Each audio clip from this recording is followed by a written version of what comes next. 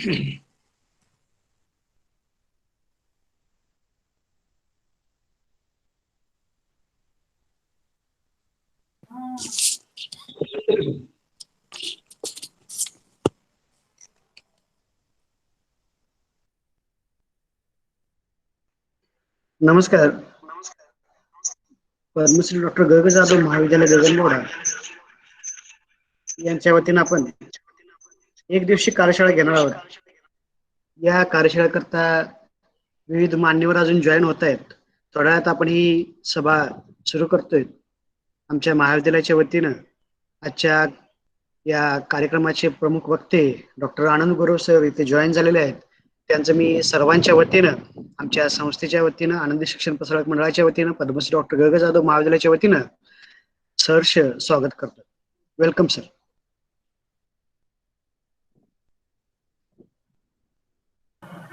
धन्यवाद सर.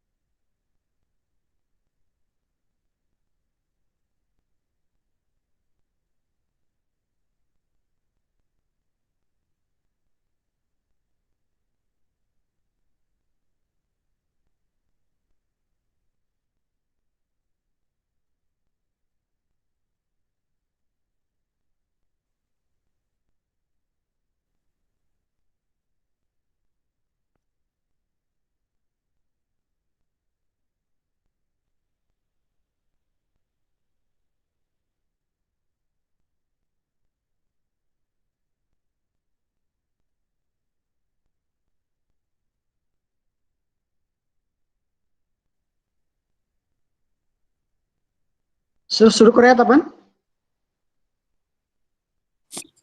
हा सुरू करा की. चालेल. नमस्कार. केलं की.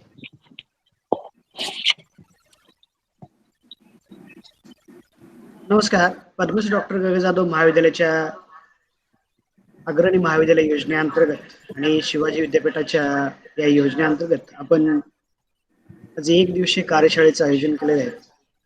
दिनांक 17 मे रोजी सुद्धा आपण कोरोना विरुद्ध लढा, तुमची आमची सर्वांची जबाबदारी या विषयावरती कार्यशाळेचे आयोजन केलेले होते.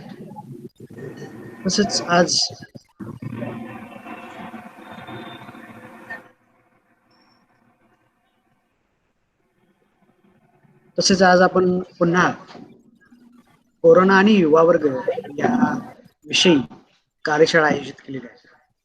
या कार्यशाळेमध्ये आपण 2 वक्ते आज या ठिकाणी बोलवले आहेत. माननीय डॉक्टर आनंद गुरव सर आणि डॉक्टर आशिष गुरव सर आज आपणाला या ठिकाणी कोरोनाच्या काळामध्ये युवक वर्गाने कोणती काळजी घेतली पाहिजे आणि कोरोना आणि वेळेचे व्यवस्थापन या 2 विषयावरती आपण आज या जे प्रत्यक्षामध्ये प्रॅक्टिस म्हणून डॉक्टर्स म्हणून काम करतात या माननीय डॉक्टर साहेबांचं आपण मार्गदर्शन ऐकणार आहोत.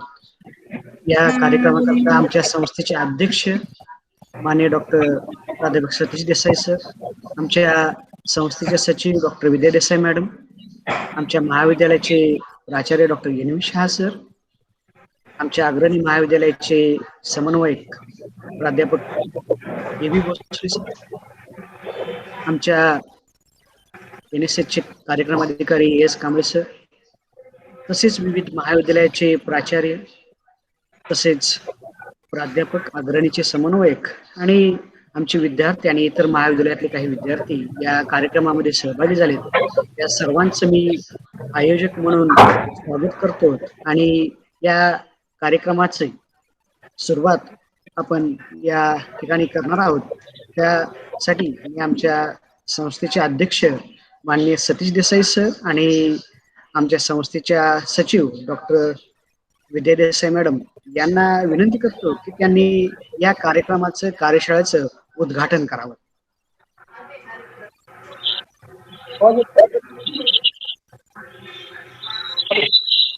आवाज येतोय ना? हा सर, येतोय. नमस्कार. मी संस्थापक अध्यक्ष सतीश देसाई आज या ठिकाणी आपण आनंदी शिक्षण प्रसारक मंडळ कळंबतर्फ कळे संचलित पद्मश्री डॉक्टर ग जाधव महाविद्यालय गगनबावडा आयोजित शिवाजी विद्यापीठ कोल्हापूर पुरस्कृत अग्रणी महाविद्यालय योजनेअंतर्गत आपण एक दिवसीय या ठिकाणी कार्यशाळा घेतोय आणि या कार्यशाळेचा आपण विषय प्रामुख्याने घेतलेला आहे तो कोरोना आणि युवा वर्ग. आज या ठिकाणी आमच्या संस्थेचे सचिव डॉक्टर विद्या देसाई उपस्थित आहेत, त्यांचंही या ठिकाणी मी स्वागत करतो. त्याचबरोबर या महाविद्यालयाचे प्राचार्य doctor N V Shah sir, त्याचबरोबर अग्रणीचे समन्वयक डी व्ही भोसले सर, त्यानंतर आमचे आयपीसीचे समन्वयक doctor Panari Kamble sir, Hussain sir व सर्व प्राध्यापक विद्यार्थी आणि खऱ्या अर्थानं या ठिकाणी आपण ज्यांना आज आमंत्रित केलेलं आहे यामध्ये आपल्याला पहिल्या सत्रामध्ये जे वक्ते लाभलेले आहेत ते डॉक्टर आनंद गुरव सर. त्यांचा विषय आहे कोरोना काळात युवा वर्गाने घ्यावयाची काळजी. सर मी तुमचं स्वागत करतो या ठिकाणी. त्याचबरोबर दुसऱ्या सत्रामध्ये डॉक्टर आशिष गुरव यांचा विषय आहे कोरोना आणि वेळेचे व्यवस्थापन. खऱ्या अर्थानं प्राचार्यांनी जे समन्वयक आहेत सर्व माझे प्राध्यापक त्यांना मी धन्यवाद देतो की वारंवार या ठिकाणी ऑनलाईन ज्या काही आपण कार्यशाळा आयोजित करताय खऱ्या अर्थानं त्याची गरज आहे आणि म्हणून विद्यार्थ्यांना असेल किंवा सर्वच जी मंडळी या ठिकाणी या कोरोनाच्या काळात ज्यांना काही समस्या किंवा या उद्भवत आहेत त्यातून थोडंफार या मार्गदर्शनाच्या माध्यमातून की आपणाला काही जे काही करता येईल ही धडपड या सर्व आमच्या मंडळींची आहे, त्यांना खऱ्या अर्थाने मी धन्यवाद देतो. आज या ठिकाणी डॉक्टर आनंद गुरव सर आहेत. सर आपण तुमचं पुन्हा एकदा स्वागत करतो. आपण बऱ्याच वेळेला भेटलोय, कॉलेजमध्ये आपण कार्यक्रम घेतले आणि प्रत्यक्ष भेटण्यात आणि बोलण्यात जो काही थोडासा वेगळा आनंद असतो, पण ठीक आहे असो, आपण या ठिकाणी ऑनलाईन या ठिकाणी आपण घेतोय. आणि मला सर्वांना इतकंच सांगायचं आहे की जे काही कोरोना या ठिकाणी आता जे संकट सर्व जगावर आलेलं आहे यातून आपण मार्ग काढला पाहिजे आणि त्यासाठी सर्वजण आपण ही धडपड करतोय. आणि जसं आपण बघत गेलं की पहिली लाट आली, दुसरी आली आणि आता तिसरी येते आणि त्या पद्धतीनं पूर्वी ज्यावेळेला पहिली लाट आली त्यावेळेला वयस्कर लोकांच्यावर हे संकट आहे असं बोललं जायचं आणि त्यानंतर हे दुसऱ्या लाटेमध्ये थोडस युवा वर्ग आणि तिसऱ्या लाटेमध्ये आता काही असं बोललं जाते की लहान मुलांच्यावर सुद्धा हे संकट येणार आहे. आणि खऱ्या अर्थानं मला इतकंच सांगायचं आहे की यामध्ये प्रबोधन जसं आज आपण डॉक्टर साहेबांना या ठिकाणी बोलवलंय ही गरज आहे. कारण चुकीचे मेसेजेस, चुकीच्या बातम्या जितकं हे प्रसार माध्यम आणि जितकं हे व्हॉट्सअप जितकं चांगलं आहे तितकंच वाईट ही म्हणलं पाहिजे. कारण व्हॉट्सअपवर काही फेक न्यूज या ठिकाणी टाकल्या जातात, ते थोडस त्याच्यामध्ये काहीतरी एडिटिंग करायचं आणि पाठवून द्यायचं. आता खऱ्या अर्थानं थोडंफार त्याच्यावर बंधनं आलेली आहेत, पण हे अशा काही चुकीच्या गोष्टी चुकीच्या हे समाजामध्ये गेल्यामुळं अनेक लोक भीतीमुळे या ठिकाणी मृत्युमुखी पडली. आणि खऱ्या अर्थानं मला वाटतं की हे व्हॉट्सअप आणि ज्या काही बातम्या आपण बघतोय त्याच्यावर थोडस स्वतःही आपण त्याच्यावर नियंत्रण ठेवलं पाहिजे. आणि मला जर विचारला तर मी गेले 2 महिने साहेब मी बातम्या बघितलेल्या नाहीत, फक्त मी हेडलाईन्स बघतो आणि अगदीच काही डीप मध्ये असतील त्या मी फारशा पाहत नाही. आणि थोडस मला वाटतं या ठिकाणी सर्वांना गरज आहे की तुम्ही एक पॉझिटिव्ह ऍटिट्यूड ठेवला पाहिजे आणि या ठिकाणी तुम्ही निसर्गाच्या सानिध्यात जिथं काही ज्यांना कुणाला शेतामध्ये जागायचं असेल, ज्यांची कुणाची काही बाग असेल किंवा काही असेल याच्यामध्ये तुम्ही थोडंफार काम केलं पाहिजे, मन रमवलं पाहिजे आणि एक पॉझिटिव्ह माइंड पॉझिटिव्ह ऍटिट्यूड नेहमी ठेवला पाहिजे. तुम्ही जर घरात स्वतःला कोंडून ठेवला, काहीच केलं नाही तर ते तुमचं निगेटिव्ह माइंड जास्त फास्ट काम करायला चालू करतं आणि आपल्याला खरोखरच काहीतरी माणूस आता घाबरतोय. तर असं न होता तुम्ही स्वतःला कामात व्यस्त केलं पाहिजे. आणि खरे आपला तरुण वर्गासाठी आज मला वाटतं भारत देश सगळ्यात तरुण मानला जातो आणि तरुणांची संख्या भारतामध्ये खूप आहे आणि तरुण वर्ग हा आपल्या भारत देशाचा प्रामुख्याने कणा आहे असं म्हणलं तर का वावगं ठरणार नाही. आणि या सर्व तरुण मित्रांना माझा एक असा सल्ला आहे की तुम्ही आजकाल तरुण पूर्वी आपलं बघा असायचं, मी नेहमी जुन्या गोष्टी सांगत असते कारण पूर्वी बघितलं तर प्रत्येक घरात एक एक या ठिकाणी पैलवान असायचे. आणि का असायचे त्याचं मला वाटतं गमच लोकांना आता कळलं असेल की ह्या तब्येतीकडे पूर्वी फार लक्ष दिलं जायचं. आणि आता जर बघितलं तर युवक वर्ग फार कट्ट्यावर बसलेला किंवा बाईकवरून फिरणारा दिसतोय. या ठिकाणी बरीच मुलं या ठिकाणी कुठेही तालमीमध्ये दिसत नाहीत, व्यायामशाळेत दिसत नाहीत, किंवा योगा असेल किंवा फिटनेस सेंटर असतील इथे जाताना दिसत नाही आहे. आणि हे या तरुण मित्रांना माझं सांगणं आहे की तुम्ही फिटनेसकडे लक्ष दिलं पाहिजे. आज मला असं प्रामुख्याने सांगायचं आहे की ही जी निसर्गानं तुम्हाला जी काही शरीरयष्टी दिलेली आहे किंवा जे काही शरीर दिलेलं आहे हे निसर्गाची खूप मोठी देणगी आहे, लक्षात ठेवा. आणि त्याचं तुम्ही जतन केलं पाहिजे. आज मला वाटतं त्याची किंमत या तरुण वर्गाला नाही आहे. कारण कशाही पद्धतीनं त्या बाईक चालवायच्या, कसंही रस्त्यावर फिरायचं, कुठेही उलटबाजी करायची. आणि हे करत असताना बाबा आपल्याला शारीरिक काहीतरी इजा होईल का ह्याचं या तरुण वर्गाला भान नाही आहे. ते ठेवलं पाहिजे. कारण मला एवढंच सांगायचं की ज्या व्यक्तीला एखादा या ठिकाणी ज्याचा डोळा गेलेला आहे त्याला त्या डोळ्याचं महत्व तुम्ही विचारा. एखाद्या माणसाचा पाय मोडलेला आहे तुम्ही त्याला पायाचं त्या महत्व विचारा. एखाद्या माणसाची किडनी खराब झाली त्याला त्या किडनीचं महत्व विचारा. म्हणजे हे जे निसर्गानं तुम्हाला दिलेलं आहे हे तुम्हाला सांभाळता आलं पाहिजे आणि त्या पद्धतीने त्याचं जतन केलं पाहिजे. आणि हे जर सांभाळायचं असेल तर तुम्हाला नियमितपणानं व्यायाम केला पाहिजे. त्या ठिकाणी आपल्या आरोग्याची काळजी घेतली पाहिजे. खाण्यापिण्याच्या काही सवयी असतील त्या चांगल्या पद्धतीच्या लावून घेतल्या पाहिजेत. कारण आज जर बघितलं तर तरुण मुलं जर बघितलं तर 12-1 वाजेपर्यंत टीव्ही बघायची आणि सकाळी 9-10ला उठायचं. त्या अशा ज्या काही निसर्गाच्या विरोधात सगळ्या ज्या गोष्टी आजचा तरुण वर्ग करतोय हे कुठेतरी थांबलं पाहिजे. आणि तुम्हाला या सगळ्या गोष्टी गांभीर्याने आता घेतल्या पाहिजेत. मला वाटतं कोरोना आला याच्यात बऱ्याच वाईट गोष्टी घडल्या पण कोरोनानं बऱ्याच चांगल्या गोष्टी सुद्धा शिकवल्या की माणसानं स्वच्छतेकडे कसं लक्ष दिलं पाहिजे, समाजामध्ये कसं राहिलं पाहिजे, एकमेकाशी कसं या ठिकाणी गोडी गुलाबाने किंवा आपण एकमेकाशी कसं समाज चांगल्या पद्धतीने आपल्याला साधता आला पाहिजे. या सगळ्या बऱ्याच गोष्टी या ठिकाणी कोरोनानं आपल्याला शिकवलेल्या आहेत. आणि मला जाता जाता ह्या सर्व तरुण वर्गाला इतकंच सांगायचं आहे की या कोरोनाच्या याच्यामध्ये जर आपल्याला वाचायचं असेल तर तुम्हाला तुमचं आरोग्य चांगलं ठेवलं पाहिजे. आणि जे काही या ठिकाणी तुमचं योग असतील, प्राणायाम असतील, व्यायाम असेल हे चांगल्या पद्धतीने या ठिकाणी करा आणि एक चांगलं हेल्दी आयुष्य जगा असे मी या ठिकाणी या कार्यक्रमाच्या निमित्तानं सांगतो. पुन्हा एकदा या ठिकाणी संयोजकांनी मला बोलण्याची संधी दिली त्याबद्दल मी त्यांना धन्यवाद देतो.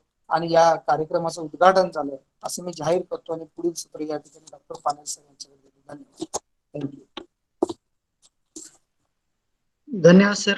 निश्चितपणे आजचा युवक वर्ग आपण दिलेल्या सूचनांचं पालन करून आपले चांगले जीवन जगण्याकरता मदत होईल त्यांना.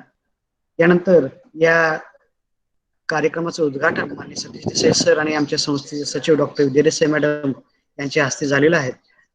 च्या प्रमुख वक्ते जे आहेत डॉक्टर आनंद गुरव सर यांचा परिचय आणि डॉक्टर आशिष गुरव सरांचा परिचय आमच्या महाविद्यालयाचे प्राध्यापक NSS कार्यक्रम अधिकारी प्राध्यापक आदिनाथ कांबळे सर यांनी करून द्यावा अशी मी त्यांना विनंती करतो.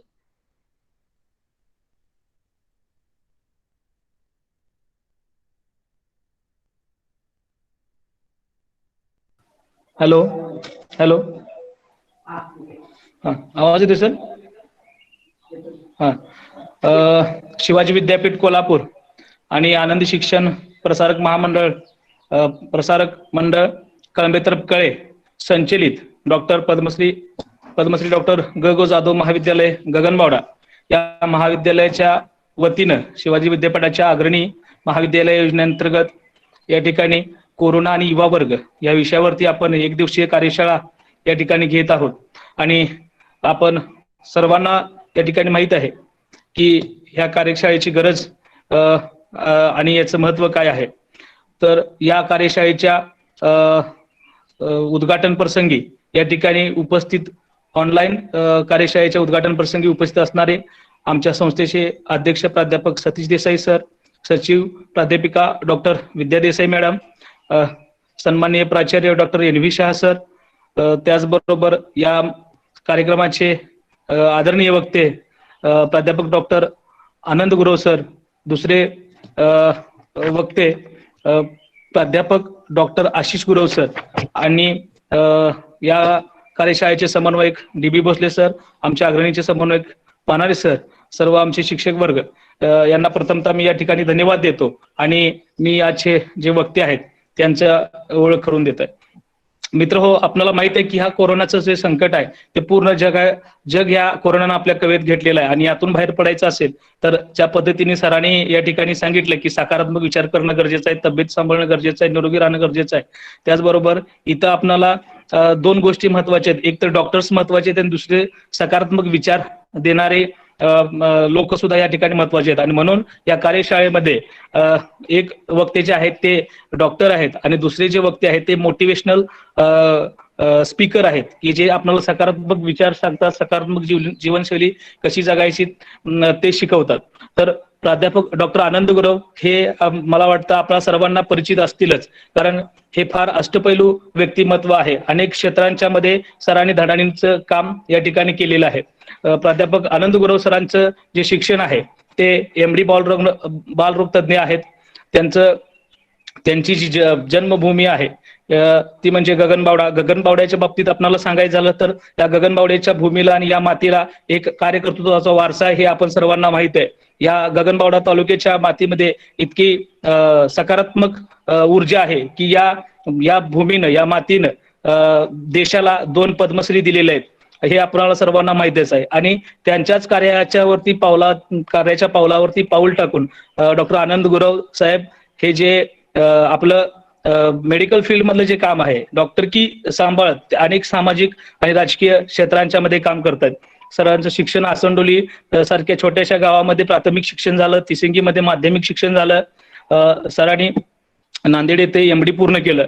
त्याचबरोबर त्यांनी प्राध्यापकीय सेवा सुद्धा केलेली आहे. 16 वर्षे त्यांनी महाराष्ट्र राज्य आरोग्य विज्ञान विद्यापीठ नाशिक या ठिकाणी प्राध्यापकीय सेवा केलेली आहे. गेले 15 वर्ष ते रासाई जे हॉस्पिटल आहे त्यांचं, त्या माध्यमातून 15 वर्ष ते रुग्णसेवा करतायत. त्याचबरोबर सरांचा मी मगाशी सांगितल्याप्रमाणे सामाजिक काम आहे ते फार मोठं आहे. त्याने अनेक सामाजिक संस्था या ठिकाणी उभ्या केलेल्या आहेत. त्यातल्या काही सामाजिक संस्था जर सांगायचं झालं तर श्री रासाई आनंदी इंडस्ट्रीज टोप शिरोली ही इंडस्ट्री आहे. ॲप्रिकॉप्स जी निधी बँक आहे ती बँक त्यांनी स्थापन केलेली आहे. मीरा भक्ती रेसिडेन्सी असोसिएशनचे ते संस्थापक अध्यक्ष आहेत. डॉक्टर आनंद गुरव फाउंडेशन कोल्हापूरचे ते संस्थापक अध्यक्ष आहेत आणि या संस्थेच्या माध्यमातून ते सातत्याने सामाजिक काम करत असतात. त्याचबरोबर अनेक सामाजिक संस्था आहेत त्याचे ते सदस्य आहेत, पदसिद्ध सभासद आहेत. त्याच्यामध्ये कोल्हापूर चेंबर ऑफ कॉमर्स असेल, स्मॅक ज्याला आपण Shiroli manufacturing association Shiroli MIDC म्हणतो त्याचे ते सदस्य आहेत. कोल्हापूर स्पोर्ट क्लबचे ते सदस्य आहेत. कोल्हापूर महानगरपालिकेच्या सिद्धार्थनगर मध्ये जी रुग्ण कल्याण समिती आहे त्याचे सदस्य आहेत. त्याचबरोबर सरांचा राजकीय काम सुद्धा फार मोठं आहे आणि याच्यामध्ये पहिल्यांदा सांगायचं झालं तर त्यांनी आता गेलेल्या 2019च्या विधानसभेमध्ये करवीर विधानसभा मतदारसंघातून एक तगडी लढत देण्याचा या ठिकाणी प्रयत्न केला आणि ती वंचित बहुजन आघाडीच्या या पार्टीच्या तिकिटावरती त्यांनी ही विधानसभा लढवली होती. त्याच्यामध्ये त्यांना पहिल्याच प्रयत्नामध्ये घवघवीत 7,000 पेक्षा जास्त मतं त्यांनी या ठिकाणी संपादित केलेली आहेत. त्याचबरोबर ते गुरव क्रांती संघर्ष समिती जी आहे त्याचे कार्याध्यक्ष आहेत. राष्ट्रीय गुरव समाज महासंघ महाराष्ट्र राज्याचे ते युवा अध्यक्ष आहेत. त्याचबरोबर अखिल भारतीय गुरव समाज या संघटनेचे ते सदस्य आहेत. त्याचबरोबर त्यांचा जर राजकीय कार्य जर सांगायचं झालं तर आपल्याला माहित असेल की माजी आमदार यशवंत एकनाथ साहेब असतील किंवा आता आजी खासदार संजय दादा मंडलिक साहेब असतील, माजी आमदार राजेश क्षीरसागर साहेब असतील किंवा अजित नरके साहेब असतील, या सर्वांचे आमदारकी, खासदारकी आणि जिल्हा परिषदचे जे काय निवडणुकीच्या सभा आहेत त्या सभाचं नियोजन करण्याचं, सभा यशस्वी पार पडण्याचं काम सातत्यानं गुरव साहेब गेले 15 ते 20 वर्ष झालं करतायत. आणि या कार्याची दखल घेऊन निश्चितच डॉक्टर गुरव साहेबांना काही पुरस्कार या ठिकाणी मिळालेले आहेत. त्याच्यामध्ये काही मोजके पुरस्कार मी या ठिकाणी सांगू इच्छितो. त्याच्यामध्ये पहिला पुरस्कार आहे रंकाळा गौरव पुरस्कार, हा त्यांना 2014 मध्ये दिला गेला. कोल्हापूर जिल्हा धन्वंतरी पुरस्कार 2015 मध्ये दिला गेला. महाराष्ट्र धन्वंतरी पुरस्कार 2017 मध्ये आणि गरुड भराडी फाउंडेशन वैद्यकीय सेवा हा राज्यस्तरीय पुरस्कार त्यांना मिळालेला आहे. DG राजहंस मेमोरियल फाउंडेशनचा सुद्धा पुरस्कार त्यांना देऊन या ठिकाणी सन्मानित केलेला आहे. अशा म्हणजे खरं तर गुरव साहेबांचा जर बायोडेटा वाचायचं म्हटलं तर 15 ते 20 मिनिटं लागतील, पण त्यातले काही नेमके आणि थोडेच पॉइंट्स मी या ठिकाणी काढून त्यांची ओळख करून देण्याचा प्रयत्न करतोय. तर असे एक अष्टपैलू व्यक्तिमत्व या ठिकाणी आपल्यामध्ये उपस्थित आहे. त्याचबरोबर मी मगाशी तुम्हाला उल्लेख केला की या ठिकाणी उपचाराबरोबर मानसिक आधार देण्याची गरज आज या ठिकाणी लोकांना आहे आणि तो मानसिक आधार देण्याचं काम शिक्षण क्षेत्रातलं आपलं कार्य सांभाळत लोकांना मोटिवेशनल ट्रेनिंग देणे, लोकांच्या मधली पॉझिटिव्हिटी सकारात्मकता वाढवण्याचं काम डॉक्टर आशिष गुरव साहेब करतायत. तर सरांचा मी या ठिकाणी थोडक्यात अलवार परिचय करून देतोय. सरांचं क्वालिफिकेशन, सरांचं शिक्षण जे आहे ते बीई सिव्हिल आहे. त्यांनी ME आणि PhD स्ट्रक्चर्स मधून केलेलं आहे. त्याचबरोबर त्यांना साहित्याची आवड असल्यामुळं त्यांनी MA मराठी या ठिकाणी केलेला आहे. शिक्षण क्षेत्रामध्ये टीचिंगचा त्यांना जो एक्सपिरियन्स आहे, शिकवण्याचा 30 वर्ष त्यांना अनुभव आहे. त्याचबरोबर त्यांना ऍडमिनिस्ट्रेटिव्ह काम जे आहे त्यांचा प्रशासकीय 8 वर्षाचा अनुभव आहे. Dhananjay Mahadik group of institute या ठिकाणी त्यांनी डायरेक्टर म्हणून 8 वर्ष काम केलेलं आहे. इंडस्ट्रियल काउन्सिलिंग ते देतात, कन्सल्टन्सी करतात आणि त्याच्यामध्ये गेली 10 वर्ष ते सध्या काम करतायत. बिझनेस एक्सपिरियन्स त्यांचा म्हणजे बिझनेसमध्ये सुद्धा स्वतः ते काम करतायत. त्याच्यामध्ये एज्युकेशनल ऍक्टिव्हिटी ज्या असतील बिझनेस मधल्या, म्हणजे लोकांना मॉरल सपोर्ट देणे वगैरे किंवा कर्मचाऱ्यांसाठी काही योजना त्या ठिकाणी राबवल्या जातात त्यांच्यामध्ये पॉझिटिव्हिटी निर्माण करण्याकरता. तर गेली 10 वर्ष ते त्याच्यामध्ये काम करतायत. सर जे सेमिनार आणि वर्कशॉप कंडक्ट करतात त्याच्यामधले जे काही विषय जे असतात ते मोटिवेशनल वर्कशॉप आहेत. गोल सेटिंग कसं करणार आपण, सक्सेस प्रिन्सिपल्स काय आहेत, positive thinking, power of thoughts या विषयावरती ते कार्यशाळा घेतात. कॉर्पोरेट वर्कशॉप घेत असताना त्याच्यामध्ये 6 थिंग हॅट टाइम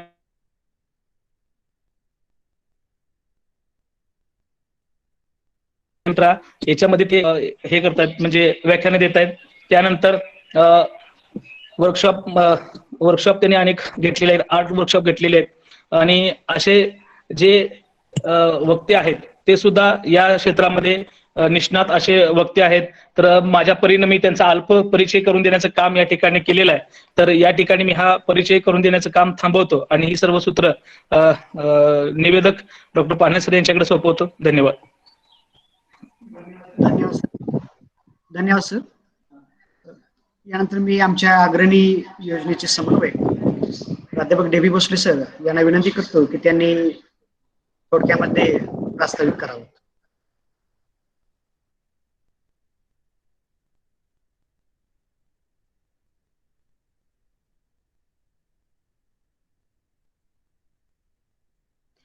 सर आपला आवाज येत नाहीत, माईक अनम्यूट करा.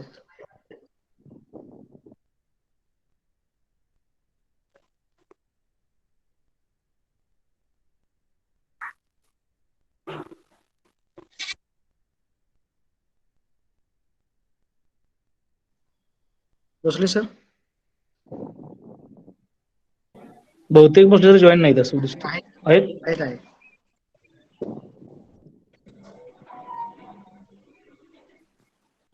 हॅलो सर, आवाज येतो का? हॅलो हो सर. हा सर, हा येतोय सर, येतोय. शिवाजी विद्यापीठ कोल्हापूर व लीड कॉलेज कोथोली पुरस्कृत पद्मश्री डॉक्टर गगू जाधव महाविद्यालय गगनबावडा या महाविद्यालयाची 1 दिवसीय कार्यशाळा या ठिकाणी आज होते आहे. आणि या कार्यशाळेचा विषय आहे कोरोना आणि युवा वर्ग. या कार्यशाळेचे उद्घाटन नुकतेच आमच्या संस्थेचे आनंदी शिक्षण प्रसारक मंडळाचे अध्यक्ष आदरणीय प्राध्यापक सतीश देसाई सर, तसेच संस्थेच्या सचिव प्राध्यापक डॉक्टर सौभाग्यवती विद्या देसाई मॅडम यांच्या शुभ हस्ते या ठिकाणी संपन्न झालेला आहे. या कार्यशाळेच्या समारंभाचे अध्यक्ष आमच्या महाविद्यालयाचे प्राचार्य डॉक्टर NB शहा सर, तसेच या कार्यक्रमासाठी प्रमुख पाहुणे म्हणून पहिल्या सत्रासाठी उपस्थित असलेले वक्ते डॉक्टर आनंद गुरव सर, ज्यांचा विषय आहे कोरोना काळात युवा वर्गाने घ्यावयाची काळजी. तसेच या कार्यक्रमासाठी दुसऱ्या सत्रासाठीचे उपस्थित असलेले दुसरे वक्ते डॉक्टर आशिष गुरव सर, ज्यांचा विषय आहे कोरोना आणि वेळेचे व्यवस्थापन. या कार्यक्रमामध्ये हा जो कार्यक्रम कंडक्ट करतायत ते डॉक्टर SS पानारी सर, जे NACचे कोऑर्डिनेटर आहेत. तसेच या पाहुण्यांचा परिचय करून नुकताच ज्यांनी दिला ते प्राध्यापक कॉमर्स विभागाचे ES Kamble sir, Hussain sir, उपस्थित सर्व महाविद्यालयाचे प्राचार्य, समन्वयक, सर्व महाविद्यालयाचे विद्यार्थी, आमच्या महाविद्यालयाचे या कार्यक्रमासाठी जॉईन झालेले सर्व विद्यार्थी बंधू आणि भगिनींनो. गुरव सर, आपल्याला माहिती आहे की आपण गेल्या वर्षी युवा साहित्य संमेलन घेतलं आणि त्या युवा साहित्य संमेलनामध्ये आपण एक बीज भाषण केलं होतं आणि तेव्हा मला प्रश्न पडला की एक एमडी डॉक्टर, एक डॉक्टरी पेशा करणारी व्यक्ती मराठी विषयावर इतका त्यांचा गाढा अभ्यास आहे, मराठीवर या सरांची इतकी कमांड आहे, हे आपल्या भाषणामधून बीज भाषण जे आपण केलं होतं त्याच्यातून आम्हाला सातत्यानं ते जाणवत होतं सर. खूप खूप धन्यवाद सर. मी पुन्हा एकदा आपलं स्वागत करतो आमच्या महाविद्यालयाच्या वतीनं. आपण दुसऱ्या वेळी आम्हाला भेटता आहात. आम्हाला खूप चांगल्या पद्धतीची ऊर्जा त्याही वेळी मिळाली होती आणि आता आपण आपल्या मनोगतामधून देणारच आहोत. तेव्हा गेले वर्षभर कोरोनाची महामारी आली आणि आपले सर्वांचे जीवनमान बदलले. नुसते जीवनमान बदलले नाही तर आपल्या घरातून काही काही चांगली चांगली माणसं निघून गेली आणि आपल्या सर्वांवर अशी विपरीत वेळ का आली आणि आता त्याचा आपल्याला विचार करायची गरज आहे. आपण आता काही नियम पाळायला पाहिजेत, काही नियमांची बंधनं आपल्यावरती आता घालायला पाहिजेत. मग ते आपल्या आहारामधली असतील, आपल्या राहणीमानामधली असतील, आपल्या कामामधली असतील. आपल्यावरती काही बंधनं आता लादणं गरजेचं होऊन बसलेलं आहे. कारण आपल्या जीवनामध्ये, व्यवहारामध्ये, प्रवासामध्ये, कार्यक्रमामध्ये काही बदल करणे गरजेचं आहे. कोरोना म्हटलं की आपण सर्वजण घाबरतो, कारण हा आजार संसर्गजन्य आजार आहे. तसेच त्याचे जंतू कितीतरी तास हे जिवंत असतात आणि म्हणूनच माणसाच्या एकूणच शरीरावर त्याचे होणारे आक्रमण हे जीव घेणं आहे. यातून माणूस बाहेर पडला तरी सुद्धा कित्येक दिवस त्याच्या शरीरावर झालेले दूरगामी परिणाम हे त्याला जाणवतच असतात. म्हणून आज प्रत्येकानं, युवा वर्गानेच नव्हे तर सर्वांनीच काळजी घेणं गरजेचं आहे. आणि याच्यामध्ये युवा वर्गाची फार मोठी आजकाल जबाबदारी आहे की आज आपल्याला या महामारीने जगायचे कसं हे शिकवलेलं आहे. आज आपली जबाबदारी आहे की एखाद्या व्यक्तीला जर कोरोना झाला तर त्याला हॉस्पिटलमध्ये नेऊन त्याच्यावरती योग्य उपचार होतात का हे पाहणं. तसेच या ठिकाणी जर रुग्ण अत्यावश्यक असेल, अत्यवस्थ असेल तर त्याला रेमडेसिवीर सारखं इंजेक्शन उपलब्ध करून देऊन, कारण आज त्याचा प्रचंड तुटवडा होताना आपल्याला बघायला मिळतोय. तर अशी काही इंजेक्शन आहेत की ज्याच्यावरती या आजारावरती त्याचा चांगल्या पद्धतीचे परिणाम होतात. तर अशी काही इंजेक्शन उपलब्ध करून देणे. ऑक्सिजन बेड काही वेळा हॉस्पिटलमध्ये उपलब्ध होत नाहीत, तर ऑक्सिजन बेडचा तुटवडा जिल्ह्यामध्ये आपले आहे. तर अशा ऑक्सिजन बेड कुठं आहेत ते आपण शोधून त्या ठिकाणी त्या रुग्णाची व्यवस्था करणे, अशी आज आपल्या युवा वर्गाची जबाबदारी आहे. आपण फक्त हे आपल्या सकारात्मक दृष्टिकोनातून हे घ्यायला पाहिजे, कारण माणसांचं जीवन उद्ध्वस्त होताना आपण बघतो आहोत आणि अशा परिस्थितीमध्ये आपण धीर न सोडता या परिस्थितीचा सामना करणं आज गरजेचं होऊन बसलेलं आहे. काही लोक अजूनही मास्क वापरत नाहीत, त्यांना त्याची जाणीव करून देणे, कोरोना पेशंट बद्दल हॉस्पिटलमध्ये डॉक्टरांच्याकडे सकारात्मक चर्चा करणे, हे ज्या अशा काही गोष्टी आहेत, या गोष्टी आजच्या सगळ्यांची जबाबदारी आहे. आज प्रत्येकाची जबाबदारी होऊन बसलेली आहे की या सगळ्या गोष्टींना आज आपण सामोरं जायला पाहिजे. एखाद्या व्यक्तीला कोरोना झाला की आपण घाबरतो, या काही गोष्टी आपल्याला करता येणं शक्य आहे, ते आपण केल्याच पाहिजेत. समाजामध्ये सर्वांवरच ही वेळ आलेली आहे. आज तुमच्या आमच्या सर्वांच्यावरच ही वेळ आहे. त्याला आपण सर्वजण एक दिलाने सामना करूयात आणि आपण सर्वजण यातून बाहेर पडूया. या कार्यक्रमासाठी आपण उपस्थित राहिलात. गुरव सर, आपण आपल्या विषयाचा जो आपला विषय आहे, कोरोना काळात युवा वर्गाने घ्यावायची काळजी, आज आमचे जवळजवळ नाही म्हटले तरी 39 युवक आणि बाकीच्या कॉलेजचे प्राध्यापक आणि प्राचार्य सर या ठिकाणी आज हा कार्यक्रम बघतायत. मला आनंद आहे की आपल्यासारख्या एका ज्वाज्वल्य अशा डॉक्टरांचं, मराठीवरती कमांड असणाऱ्या माणसाचं या ठिकाणी हा जो विषय आहे कोरोना काळात युवा वर्गाने घ्यावायची काळजी, निश्चितच हा विषय प्रेरणादायी आहे आणि आपण नक्कीच या आमच्या सगळ्या युवकांना प्रेरणा द्याल. कारण कॉलेजचा युवक आज आपल्याला माहिती आहे की जसं आपल्या उद्घाटनाच्या भाषणामध्ये आमच्या देसाई सरांनी सांगितलं की आज देशामध्ये युवकांची संख्या जास्त आहे. युवकांनी ठरवलं तर युवक काहीही करू शकतात.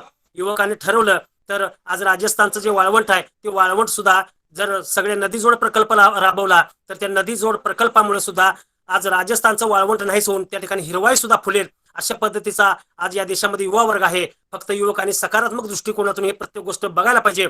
आज आपण कोरोनाकडे सुद्धा एका सकारात्मक दृष्टीने बघूया. हा आजार काय एक वेगळा आहे, ही महामारी जगामध्ये आहे, ती केवळ भारतातच नाही, केवळ ती आपल्यावरच आलेली नाही, तर ती जगामध्ये आलेली आहे. जगातल्या सगळ्या लोकांना या महामारीनं त्रस्त आहेत.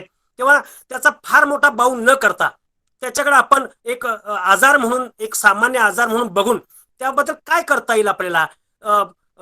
2 गज की दूरी, मास्क आहे जरुरी, आपण मास्क वापरायला पाहिजे, थोडं सामाजिक अंतर ठेवायला पाहिजेत. आपण सगळीकडे कोल्हापूरमध्ये आता मी तर सर कोल्हापूरमध्ये आठवड्यातून 3 वेळा, माझ्या मिसेसचं डायलिसिस आहे, मी आठवड्यातून 3 वेळा कोल्हापूरला जातो. पण या काही गोष्टी आहेत. कोल्हापूरचं आज विदारक चित्र बघितलं की बऱ्याच वेळा आपल्याच मनाला प्रश्न पडतो की कोल्हापूर अगोदरचं कसं होतं आणि आज कोल्हापूरमध्ये काय चालू आहे. तेव्हा ह्याचा फारसा बाऊ न करता हा एक आजार आहे आणि प्रत्येकाने एकमेकाला मदत करायला पाहिजे. आजकाल त्या आजाराबद्दल अजूनही थोडस अनभिज्ञ लोक आहेत की एखाद्याला कोरोना झाला की आपण ते घर वाळीत टाकल्यासारखं करतो. त्या घराकडे आपण जात नाही, ते घराकडल्या व्यक्तींशी आपण बोलत नाही, त्यांच्याशी आपण कधी चर्चा करत नाही. महिना महिना 2-2 महिने लोक त्या घराकडे जात नाहीत. असं न करता त्या घरामधल्या लोकांच्या काय परिस्थिती आहे, त्यांची आर्थिक परिस्थिती काय आहे, त्यांच्या आता सध्याची परिस्थिती काय आहे, आणि असं जर नाही केलं, हे जर या लोकांच्याकडे नाही बघितलं तर सर आज घराच्या घरी रिकामे होताना आपल्याला बघायला मिळत आहेत. आपण बघतो आहोत, आपण पेपर वाचतो आहोत, एका एका घरातली सलग 4-4, 5-5 माणसं निघून गेलेली आहेत. आता होते काल जर वाचलं आणि बघितलं तर काल त्या घरामध्ये माणसं नाहीत. ही परिस्थिती आज ओढवलेली आहे. तेव्हा गुरु सर, आपण आणि मी आमच्या प्राचार्यांचं, आमच्या संस्थेच्या संस्थापकांचं, मॅडमचं आणि सगळ्यांचंच, आमच्या पानारी सर असतील, कांबळे सर असतील, आमच्या सगळ्याच टीमचं ह्या पुन्हा एकदा मी अभिनंदन करतो की हे जे विषय आहेत, हे विषय अतिशय चांगल्या पद्धतीनं या ठिकाणी सकारात्मक दृष्टीने आणि विचार विनिमय करून या ठिकाणी हे कार्यशाळेसाठी विषय आपण निवडलेले आहेत. मी पुन्हा एकदा आपण या ठिकाणी या कार्यक्रमासाठी वेळात वेळ काढून दोन्ही सर, आपण आपल्या दोघांचे मी या ठिकाणी पुन्हा एकदा या लीड कॉलेजच्या आमच्या महाविद्यालयाचा एक समन्वयक म्हणून मी पुन्हा एकदा आपलं आभार मानतो, किंवा आपण आला त्याबद्दल पुन्हा एकदा सरचे स्वागत करतो आणि थांबतो. मला या ठिकाणी 2 मिनिटं या ठिकाणी प्रास्ताविक करण्याची संधी दिल्याबद्दल संयोजकांचा आभार मानतो आणि मी पुढची सूत्र जी आहेत ती पुढची सत्र मी पानरे सरांच्याकडे सोपवतो. धन्यवाद. धन्यवाद सर. यानंतर आजच्या पहिल्या सत्राचे प्रमुख वक्ते डॉक्टर आनंद गुरव सर यांना मी विनंती करतो त्यांनी आपलं मार्गदर्शन करावं.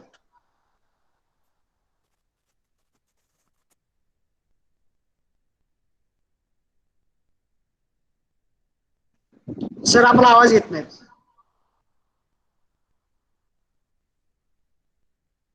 हॅलो. हा सर. हॅलो. ऑडिबल हा सर, आहे? येतोय प्लीज. महाराष्ट्राचं आराध्य दैवत छत्रपती शिवाजी महाराज, राजर्षी शाहू महाराज, महात्मा ज्योतिराव फुले, बॅरिस्टर बाबासाहेब आंबेडकर या सर्वांच्या विचारांना, त्यांनी केलेल्या त्यागाला, त्यांनी केलेल्या ज्ञानातील, विज्ञानातील योगदानाला सर्वप्रथम आपण सर्वजण नमस्कार करूया. त्यांच्या समोर आदराने आपली मान झुकवूया. पद्मश्री डॉक्टर गगो जाधव महाविद्यालय गगनबावडा या संस्थेनं आम्हाला आजपर्यंत खूप प्रेम दिलं. या संस्थेचे उद्गाते, संस्थापक, प्रेरक श्री माननीय सतीशजी देसाई साहेब, आमच्या भगिनी विद्याताई देसाई मॅडम, या सर्वांना प्रथमतः आज मला या ठिकाणी माझं मत व्यक्त करण्याबद्दल आपण जी संधी दिली त्याबद्दल आपलं प्रथमतः मी आभार व्यक्त करतो.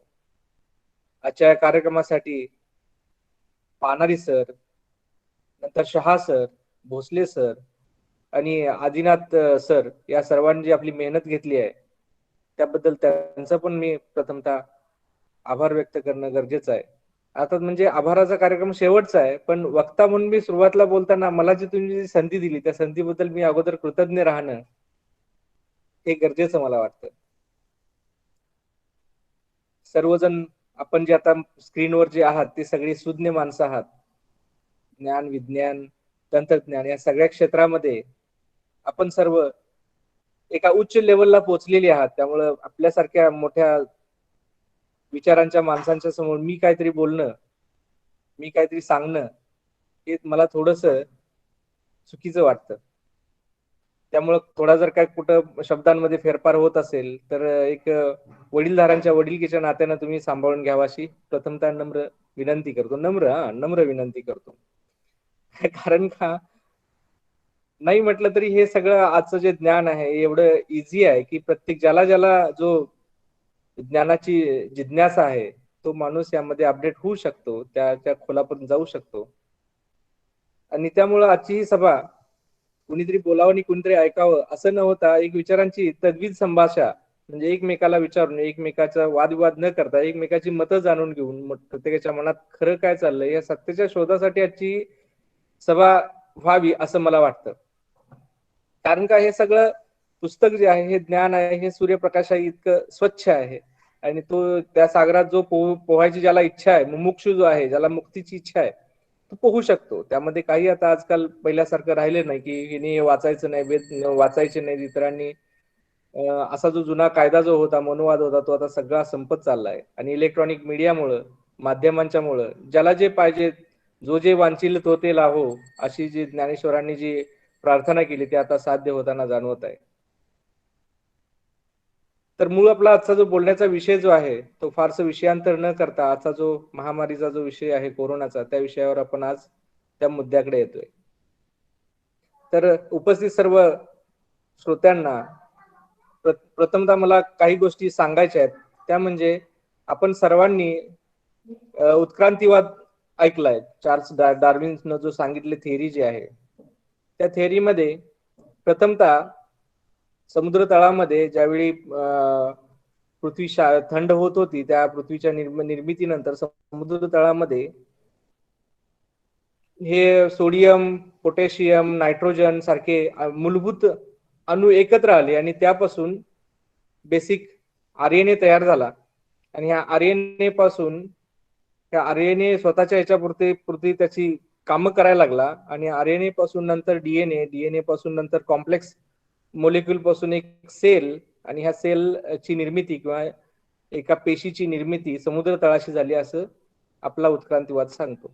त्यानंतरच्या अनंत काळामध्ये, लाखो वर्षामध्ये, अरबो वर्षामध्ये ह्या एकपेशीय प्राण्यांपासून हळूहळू पुढच्या काळामध्ये बहुपेशीय प्राण्यांपासून ॲक्वॅटिक लाईफ पासून ॲम्फिबियन्स, आणि ॲम्फिबियन्स पासून हे सगळे टेरेस्ट्रियल आणि हे सगळे प्राणी तयार झाले, असं आपण एक आपला उत्क्रांती जातो हे सांगतो. ज्यावेळी आपण क्लासिफिकेशन बघतो, ॲनिमल क्लासिफिकेशन हे बायोलॉजीचा सब्जेक्ट आहे. झूलॉजी, बॉटनी, बायोलॉजी हा यातला सब्जेक्ट आहे. हा ॲनिमल क्लासिफिकेशन बघतो तर त्यामध्ये असतं ते सगळं म्हणजे किंगडम, मोनियारा, प्रोटिस्टा, फंगाय, प्लांटी आणि ॲनिमालिया. तर मोनियारा जो आहे, सिंगल सेल ऑर्गॅनिझम्स जे आहेत, एकदम सिंपल क्रिएचर्स जे आहेत, हे सिंपल क्रिएचर हे पूर्वापार आहेतच. एक पेशीय प्राणी म्हणतो आपण त्यांना. मग तो अमिबा असेल, नंतर अमिबा सारखे बाकीचे जे हे आहेत म्हणजे शैवाल आहे, एक पेशीचे क्रिएचर्स आहेत, हे मोनियारामध्ये येतात.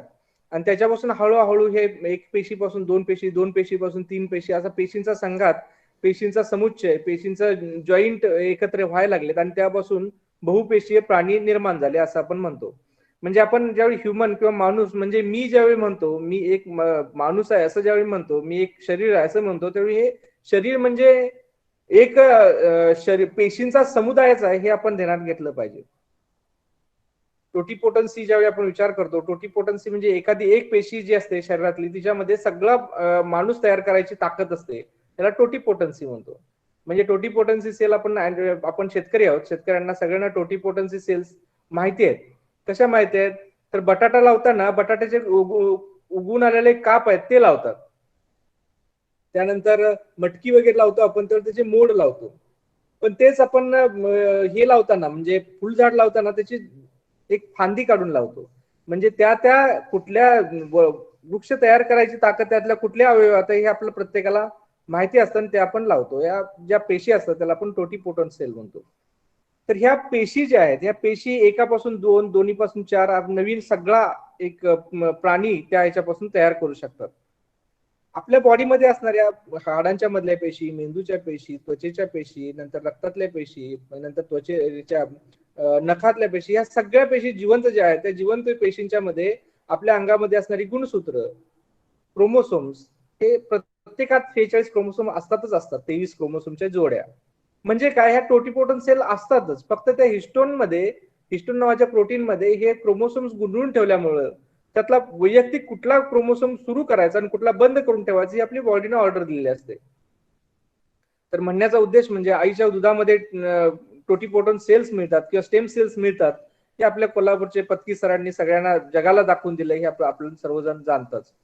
तर आईच्या दुधातून जे पेशी आईच्या जातात, त्या पेशी नवीन प्राणी निर्माण करण्याची ताकद त्यामध्ये असते. किंवा एम्ब्रिओ जो आहे, एम्ब्रिओ म्हणजे पहिली जी सेल आहे स्पर्मॅटोझोआ किंवा ओव्हम पासून तयार होणारी, ही पण टोटिपोटंट असते. ही आपण फ्रीज करून एम्ब्रिओ कधी पण आपण रिजनरेट करू शकतो.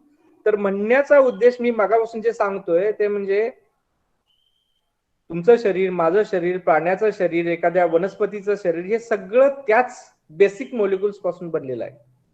एक पेशी असताना त्यामध्ये असतो क्रोमोसोम, क्रोमोसोम मध्ये असतात डीएनए किंवा आरएनए, आणि ह्या न्यूक्लिओलस, न्यूक्लियस, त्यामध्ये गोल्गी ऑपरेटर्स, या सगळ्यांच्या संघातापासून एक माणूस बनतो.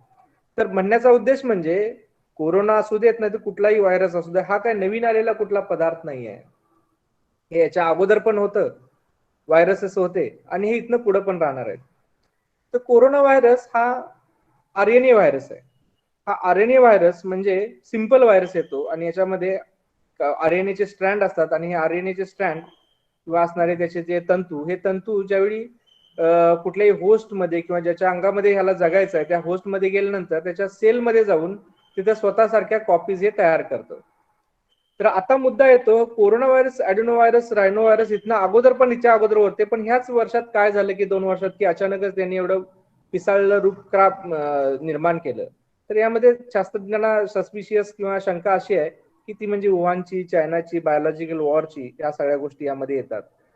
ह्या जुन्या कोरोना व्हायरस जो आपल्याला कधीच त्रास देत नव्हता, त्याच्यामध्ये HIV आणि मलेरियाचे जे जंतू आहेत त्यांचे थोडे थोडे अंश त्यामध्ये टाकले गेले आहेत का, आणि त्यापासून हा व्हायरस तयार करून बाहेर सोडला गेलाय का, अशी एक शंका सगळ्या समाजाला आहे. त्यानुसार माणसं त्या या ब्लेम गेम मध्ये सगळे येत आहेत. तर ही आपण ज्यावेळी ब्लेम करतो, एखाद्याला हे करतो, तर पण त्यातून शेवटी उपचार हा काय साध्यभूत होत नाही. उपचार हा जसा त्यालाच करावा लागतो. देशच्या देश आजकाल मंदीच्या याच्या गर्तेमध्ये जात आहेत, आणि हा बायोलॉजिकल वॉर जसा याच्या अगोदर रासायनिक वॉर झालं, याच्या अगोदर पहिल्या आणि दुसऱ्या याच्यामध्ये युद्धामध्ये अटॉमिक एक्सप्लोजन पण झालं, पण आताच हे निघालंय यामध्ये डायरेक्ट आपण गावाच्या गाव, शहराच्या शहर निकामी करू शकू, अशी बायोलॉजिकल वॉर मध्ये ताकद आहे. तर तसं जर असेल तर आपण आपला देश कसा चालवायला पाहिजे, आपलं घर कसं चालवायला पाहिजे, आपलं गाव कसं चाललं पाहिजे, आणि यामध्ये सिम्पटम कॉम्प्लेक्स काय असतील, हे सगळ्यांनी सुज्ञपणानं सांभाळून घेणं, समजावून घेणं, आणि त्यानुसार आपली आचरण निर्माण करणं, धारणा निर्माण करणं अगत्याचं होतंय असं मला वाटतं. कारण का घाबरून पळून जाऊन कुठलं युद्ध जिंकता येत नाही. जो घाबरला, जो पळून गेला, त्याला त्याचा या जगामध्ये काहीच कुठलाच उपयोग नाही. धाडसानं कुठल्याही गोष्टीला पुढे जायला पाहिजे, आणि प्रत्येक गोष्टीला तोंड दिलंच पाहिजे. ज्यावेळी आपण व्हायरस म्हणतो, व्हायरस झाला हा अटॅक म्हणतो, आजार म्हणतो, आजाराची लक्षणं तुम्हाला सगळ्यांना माहितीच आहेत. रुटीन फ्लू जो आहे, इन्फ्लुएन्झा जो आहे, इन्फ्लुएन्झाची लक्षणं आणि कोरोना व्हायरसची लक्षणं काय वेगळी नाहीत. सर्दी येणं, खोकला येणं, अंग दुखणं, डोकेदुखी होणं, आणि त्यानंतर ताप सुरू होणं. आणि ताप म्हणजे कसं, इतर सर्दीची जे लक्षणं जे आहेत ते 3-4 दिवसानंतर थांबतात, 5व्या दिवशी कमी होऊन जातात, साध्या गोळीची पण गरज पडत नाही. पण यामध्ये मात्र ही लक्षणं न थांबता हळूहळू ती वाढतीच राहतात, आणि छातीमध्ये घुसलेला हा व्हायरस हळूहळू छातीतलं फुफ्फुस निकामी करायला लागतो. आणि फुफ्फुसावर त्याचं सगळ्यात महत्वाचं जर काम असेल तर ते म्हणजे रक्तातले जे रक्त गोठवण्याची प्रक्रिया आहे तीच यामध्ये वाढायला लागते, आणि रक्त लवकर गोठतं. आणि रक्त जे आहे गुठल्या मग कुठेही अडकून त्यापासून मग बाकीची जी लक्षणं आहेत, म्हणजे आता म्युकर मायकोसिस वगैरे त्याचं लेट कॉम्प्लिकेशन आहे, पण गँग्रीन म्हणा किंवा हार्ट अटॅक म्हणा किंवा मेंदू मधले हे हिमरेज म्हणा, या सगळ्या गोष्टी या कोरोनाच्या याच्यामध्ये व्हायला लागतात लवकर रक्त गोठलं गेल्यामुळं. वयानं तरुण असणारी किंवा ज्याची रोगप्रतिकार क्षमता चांगली आहे अशांच्या मध्ये मग सायटोकाईन स्टॉर्म वगैरे सगळे ह्या गोष्टी आहेत. ट्रीटमेंटल स्ट्रॅटेजी, मनाची घाबरण्याची ही किंवा सकारात्मकता, ह्या सगळ्या गोष्टी आहेतच, पण लक्षण समुच्चय, ह्या सगळ्या गोष्टी, त्याच्यात तपासण्या काय करायचं, ह्या गोष्टी मला वाटते आपण बोलूच, त्यामध्ये काय वेगळं काय नाही. कारण का ह्या आजकाल सूर्यप्रकाशा इतकं लक्क सगळ्यांनाच माहिती आहे. RT-PCR कधी करायचा, त्यानंतर अँटीजन टेस्ट कधी करायची, त्याचं क्वारंटाईन, होम क्वारंटाईन नंतर हॉस्पिटलमध्ये ऍडमिट कधी करायचं, ह्या सगळ्या गोष्टी आता बऱ्यापैकी सगळ्यांना माहिती आहेत. पण यामधले बेसिक जो मुद्दा तो येतो, म्हणजे आपल्या जर घरी जर कोण असेल असं जर लक्षणं वाटायला, तर पटकन आपण RT-PCR करून घेणं, आणि त्यानंतर निदान झाल्यानंतर त्यानंतरचा खरी कसोटी यामध्ये येते, ती म्हणजे आजकालचं जर हॉस्पिटल्स बघितले किंवा त्यांचा जर खर्च बघितला, त्यामध्ये होणारे नंतरचे जे हालापेष्टा जर बघितल्या, म्हणजे काय काय false positive cases, false positive म्हणजे चुकून पॉझिटिव्ह एखादी दुसऱ्याची शक्यता असते 1-2% त्यामुळे पण रुग्ण मोठमोठ्या दवाखान्यात जाऊन तिथून घाबरून दगावताना जाणून येतो. तर यामुळे घरचे जो निर्णय घेणारा माणूस आहे, त्या निर्णय घेणाऱ्या माणसाची सदसद बुद्धी चांगली राहणं, त्यांना अपडेट करून राहणं, आणि आपल्याला काय पाहिजे आहे, वैयक्तिक लेवलला काय पाहिजे आहे हे ध्यानात ठेवणं गरजेचं आहे. कारण का मायक्रो इकॉनॉमिक्स आणि मॅक्रो इकॉनॉमिक्स. मॅक्रो इकॉनॉमिक्स म्हणजे ज्यावेळी जगाचा हिशोब करताना, देशाचा हिशोब करताना, राज्याचा हिशोब करताना एका दुसरा माणूस दगावला तर कोण लक्ष देत नाही. पण वैयक्तिक मायक्रो मध्ये आपल्या घरगुती लेवलला मात्र ते आपल्याला झेपणारं पेलणारं नसतं. कारण का एखादा माणूस आजारी पडला तर त्यामध्ये ऍडमिट करणं, त्यातून ट्रीटमेंट करणं, 14-15 दिवस राहून त्याची खर्च 50-60 हजारापासून लाख, सव्वा लाखापर्यंत जातो. औषधांचा काळा बाजार तुम्ही जाणताच आहात. बेड अवेलेबल नाही, ह्या सगळ्या गोष्टी मगाशी सरांनी पण आपल्या समोर बोलला. पण ह्यात बेड अवेलेबल नाहीत ह्या म्हणताना यामध्ये कोण त्याच्या मागचा झाडीतील शुक्राचार्य तुम्हाला कळतच असेल. बेड अवेलेबल नसणं किंवा व्हेंटिलेटर अवेलेबल नसणं किंवा ऑक्सिजन अवेलेबल नसणं हे सगळं पॉलिसी पॅरालिसिस आहे. पॉलिसी पॅरालिसिस म्हणजे काय, तर जे बेसिक वर बसलेली जी माणसं जे आहेत त्यांनाच या गोष्टी कुठे होऊ नयेत असं वाटतंय की काय, ह्या कधी कधी वारंवार होऊन जातं. काय काय ठिकाणी कलेक्टर ऑफिस वगैरे या ठिकाणी बोलण्यात त्यांच्या आठवतं, जाणवते की आता जर आपण इन्फ्रा एकदम मोठ्या प्रमाणात निर्माण केलं इन्फ्रास्ट्रक्चर आणि उद्या सकाळ 7 गेल तर हे घेतलेल्या मशिनरीचं करायचं काय, निर्माण केलेल्या कारखान्यांचं करायचं काय, असाही पण एक मोठ्या मोठ्या धुरीणांना प्रश्न पडतो.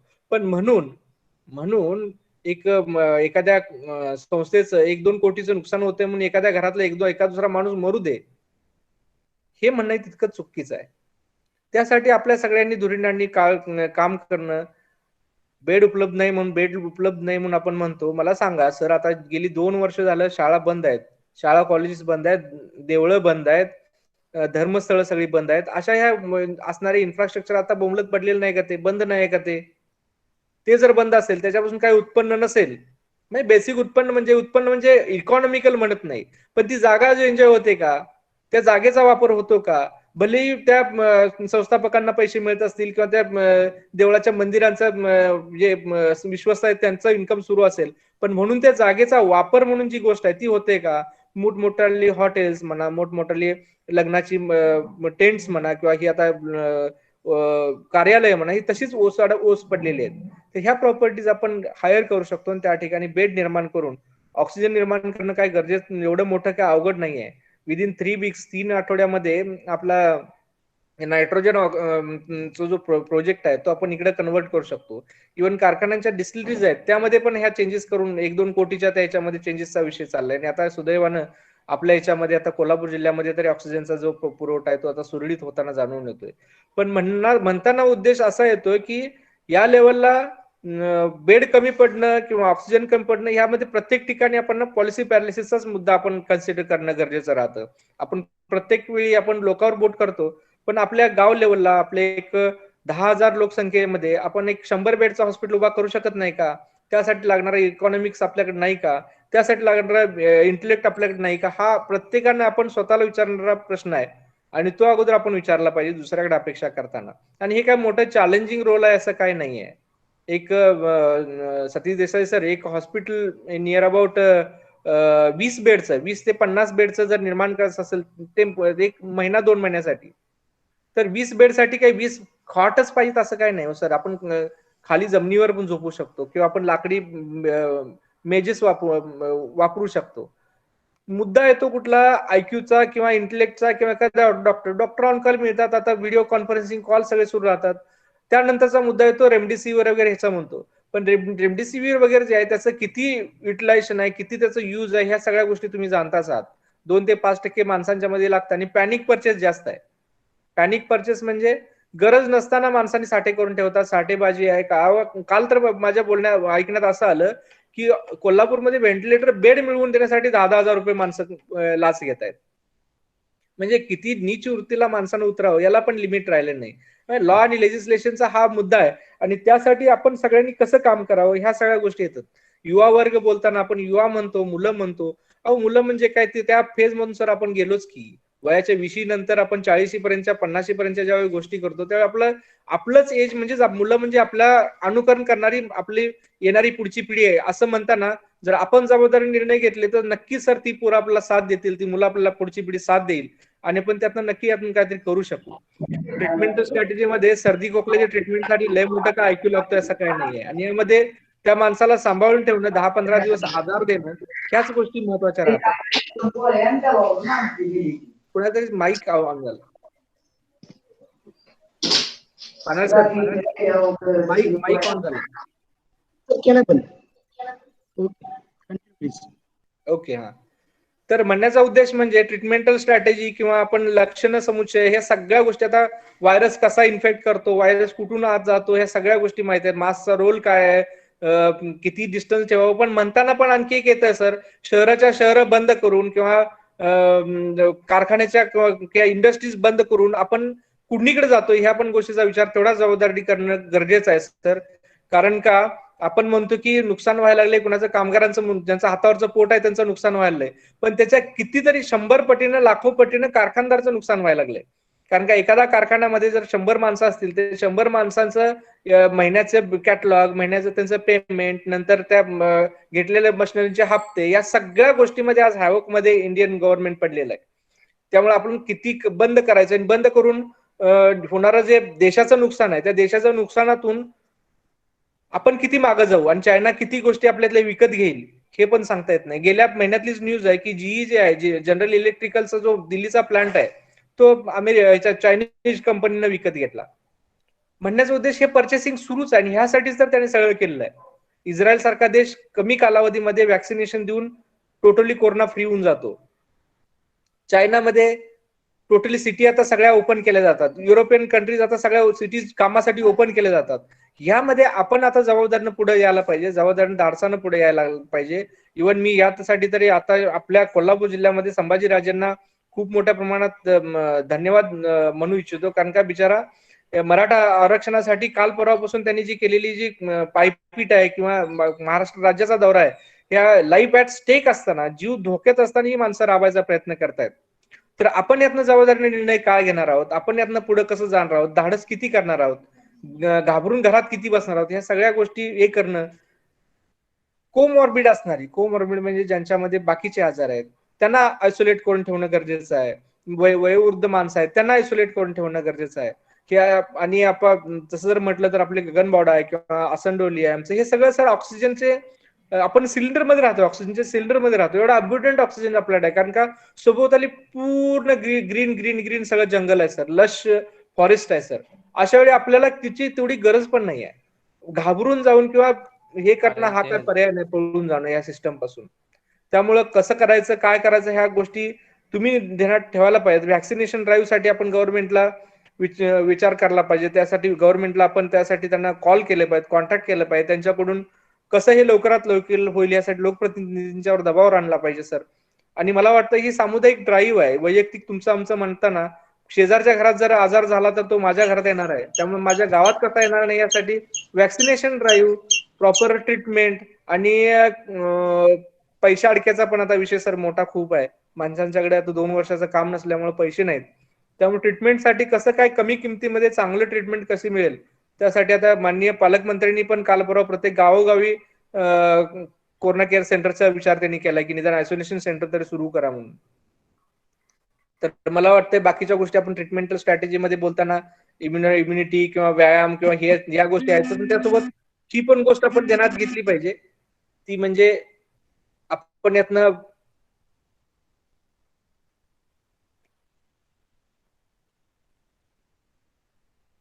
हॅलो हा सर बोला प्लीज. काहीतरी अडचण आहे.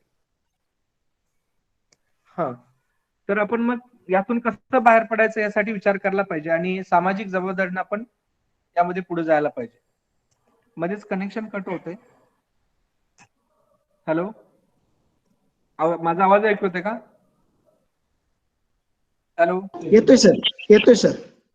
हा, तर हळूहळू आता हे लॉकडाऊनचं जे आहे ते हळूहळू कमी करत थांबवायला पाहिजे. समाज पूर्वीसारखा खुला करला पाहिजे. सगळ्यात महत्वाचं म्हणजे लसीकरण युद्ध पातळीवर करून घ्यायला पाहिजे. थोड्याफार आता म्हणजे गव्हर्नमेंट फ्री वॅक्सिनेशन मुळे मला वाटते बॅकफुटवर विचार करता येईल लसीकरण द्यायला.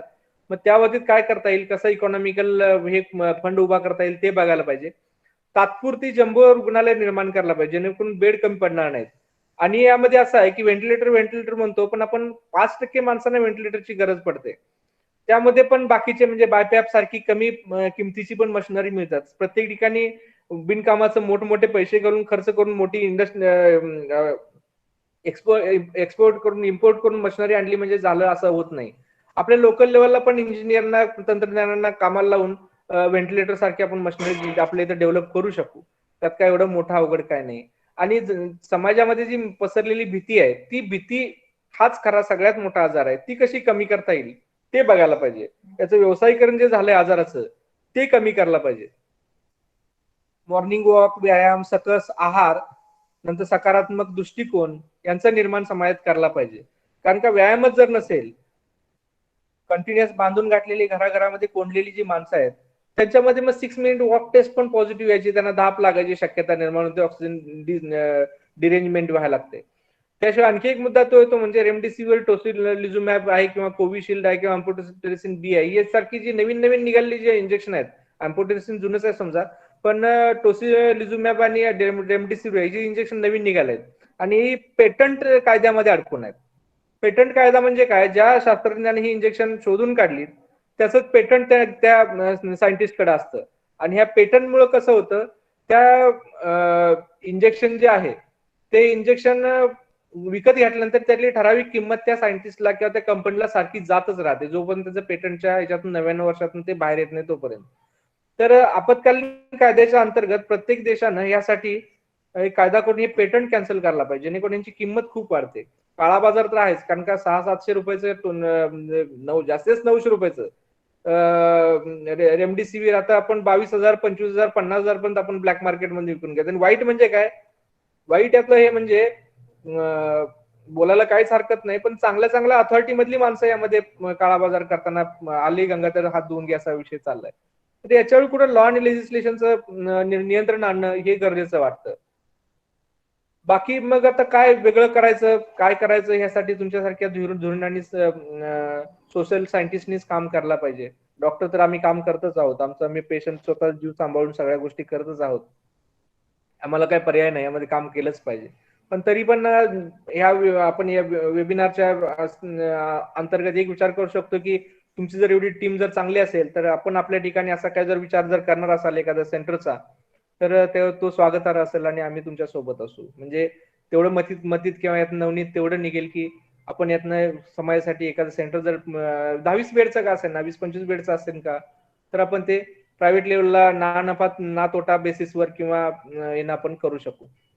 मला वाटतं या व्यतिरिक्त कुणाला काय विचारत असेल तर आपण संवादानं पुढे गेलं कधी पण चांगलं होईल. धन्यवाद सर. सर्व आयोजकांचा, संयोजकांचा मनापासून आभार मानतो मी, मला इथं बोलण्याची संधी उपस्थित करून दिल्याबद्दल. धन्यवाद परत एकदा. खूप खूप धन्यवाद सर. जे सहभागी आहेत त्यांना विनंती आहेत, कुणाचे जर प्रश्न असतील, अडचणी असतील तर ते विचारू शकतात.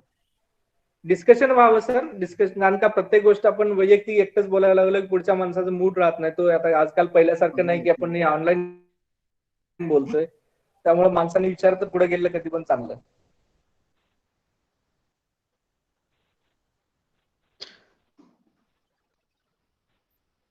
हा सर, माझा आवाज येतो ना? हा ऐकतो सर. हो सर.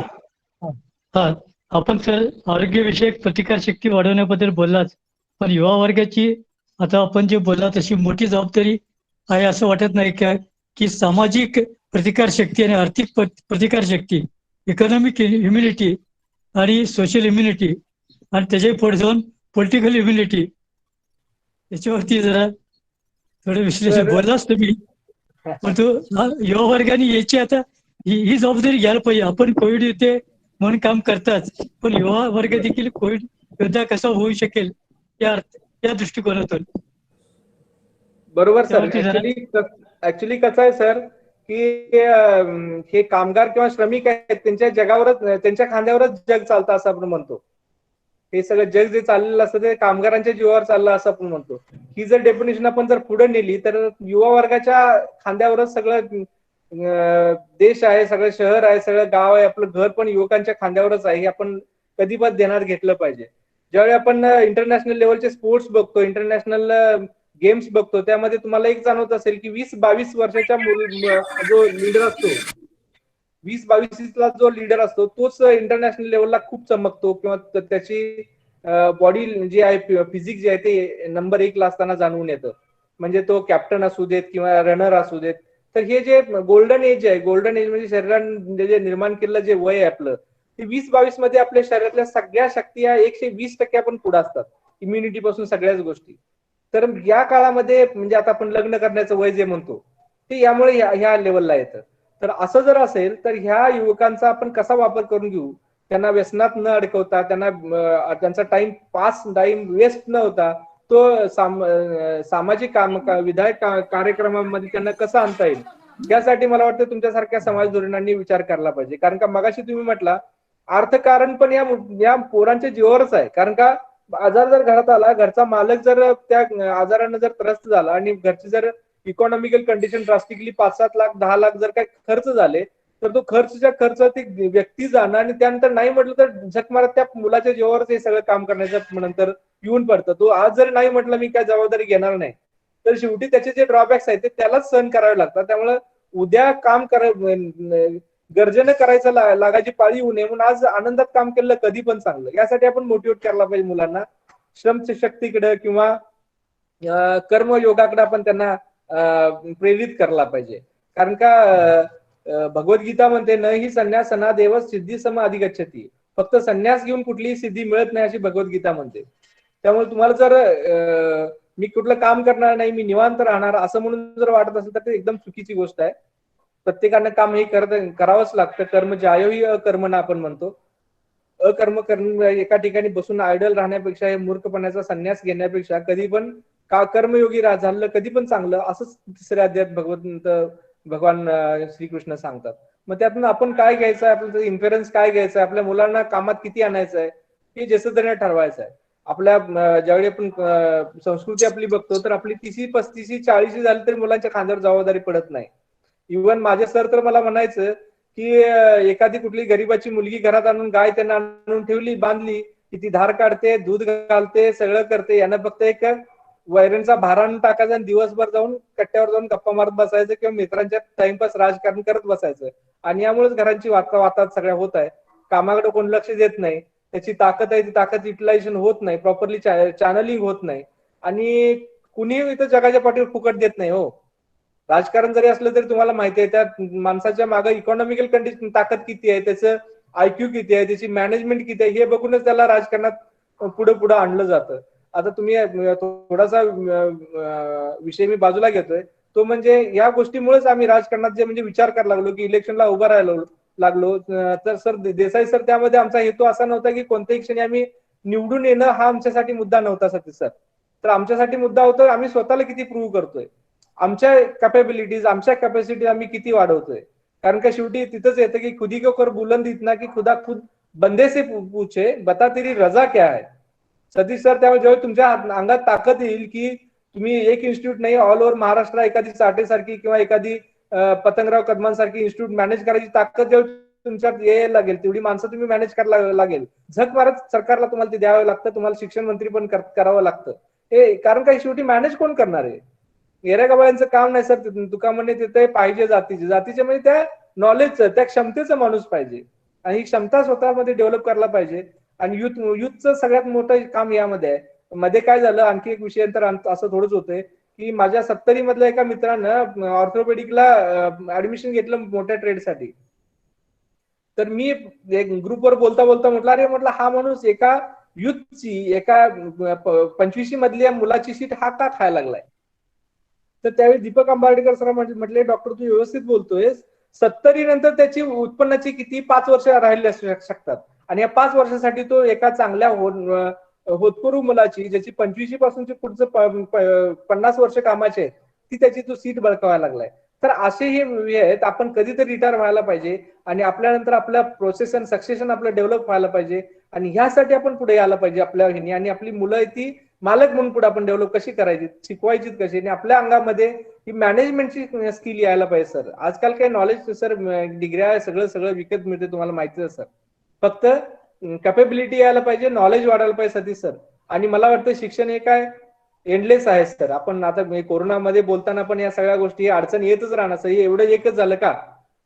कालचं गेल्या आठवड्यातच इस्रायल आणि पॅलेस्टाईन मध्ये केवढं मोठं युद्ध झालं.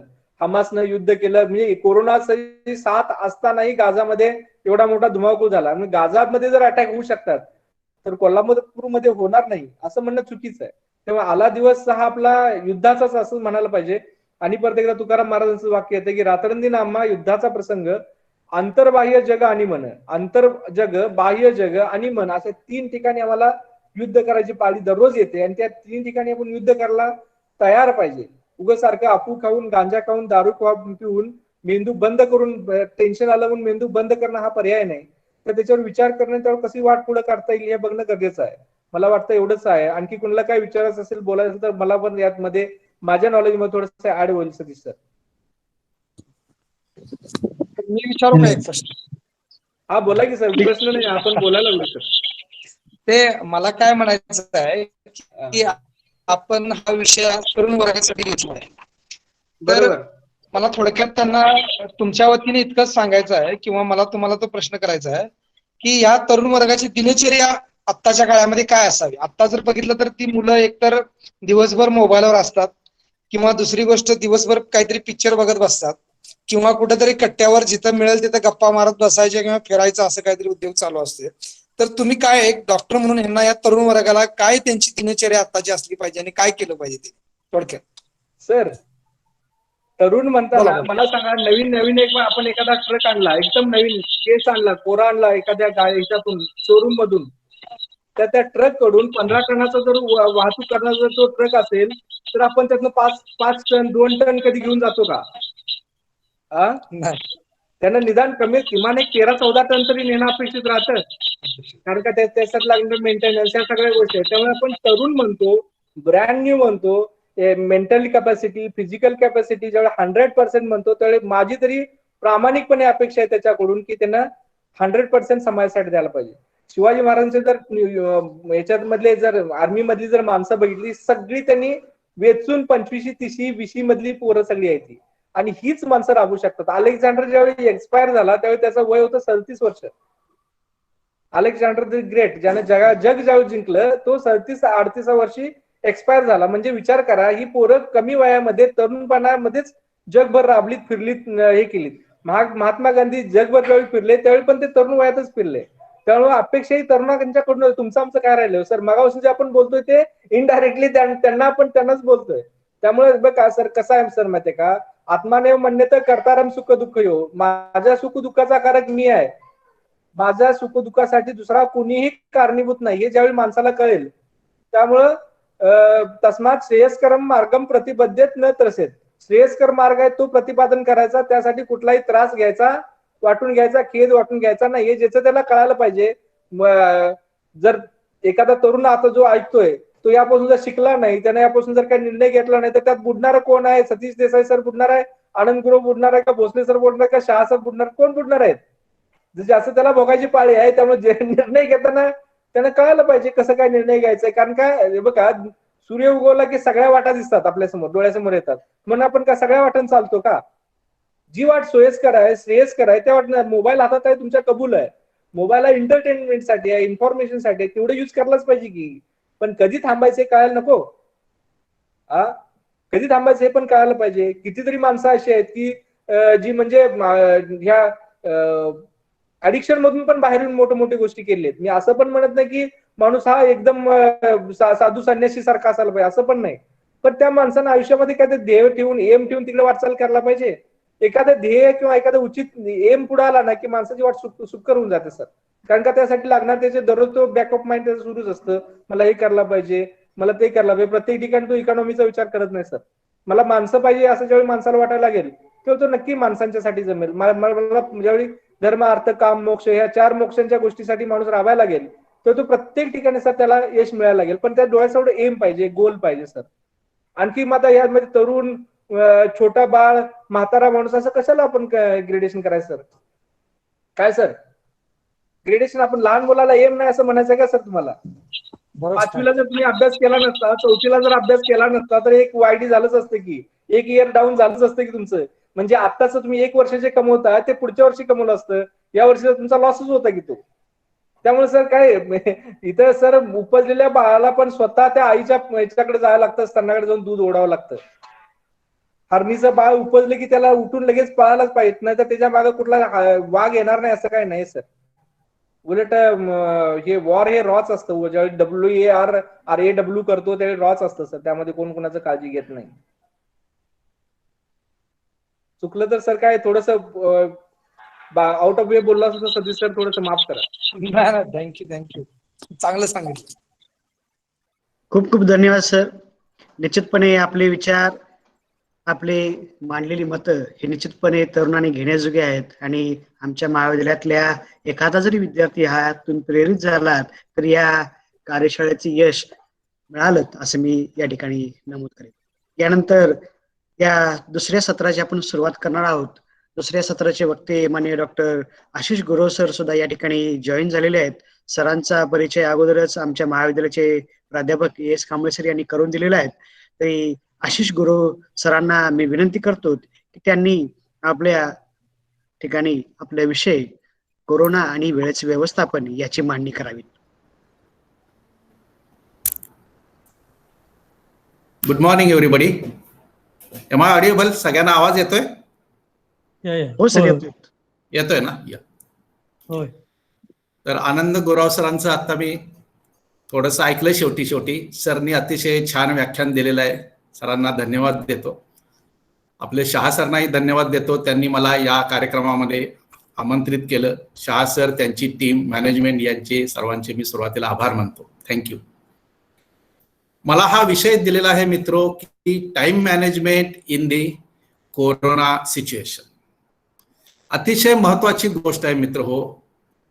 वेळ ही एक मौल्यवान गोष्ट आहे. आजचा एक क्षण जर का गेला तर हा परत येत नाही आहे. आजचा दिवस गेला तर हा परत येत नाही आहे. परंतु गंमत काय आहे पहा मित्र हो, की वेळेचं जे काय महत्व आहे ते फार कमी जणांना समजतं. विशेषतः कॉलेज तरुणांना देखील खूप कमी समजतं. आणि हे समजतं ज्यावेळी त्यावेळी वेळ गेलेली असते. असं वाटतं की आपण कॉलेजला असताना ह्या गोष्टी केल्या असत्या, या गोष्टी शिकलो असतो तर खूप बरं झालं असतं. परंतु मित्र हो, गेलेली वेळ कधीही परत येत नाही आहे. त्यामुळे वेळेचं महत्व योग्य वेळीच समजून घेणं, तरुणपणात समजून घेणं आणि त्यानुसार आपलं लाईफचं, आपल्या आयुष्याचं एक प्लॅनिंग करणं, that is very very important point in the young age. आणि पहा मित्र हो, ज्यांनी असं प्लॅनिंग केलेलं आहे, हिस्ट्री तुम्ही पाहिली, ज्यांनी असं प्लॅनिंग केलेलं आहे ती सगळी लोक आज महान झालेली आहेत. खूप उदाहरणं सांगता येतील याबाबत. तर वेळेचं नियोजन ही सगळ्यात महत्वाची गोष्ट आहे. आणि आता कोरोनाच्या काळात तर काय झालेलं आहे की आपल्याकडे वेळ आहे. लॉकडाऊन आपल्या असल्यामुळे आपल्याला कुठे बाहेर जाता येत नाही आहे, बाहेरच्या काही ऍक्टिव्हिटी करता येत नाही आहे.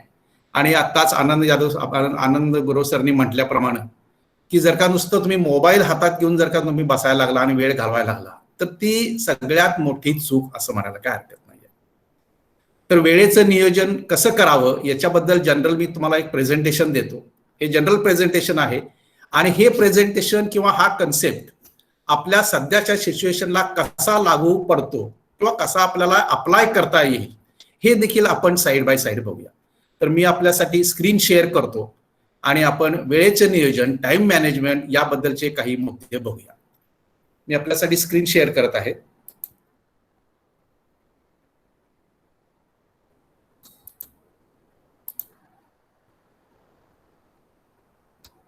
सर मला बहुतेक होस्ट करावं लागेल काय? मला इथून स्क्रीन शेअर करता येत नाही आहे. You are not allowed to share your screen असं म्हणते. सर येते, प्लीज ट्राय करून बघा पुन्हा. हा नाही, तो टॅब माझा तो हेच आहे, म्हणजे ऍक्टिव्हच होता. हा आता झाला. येस आता झालं.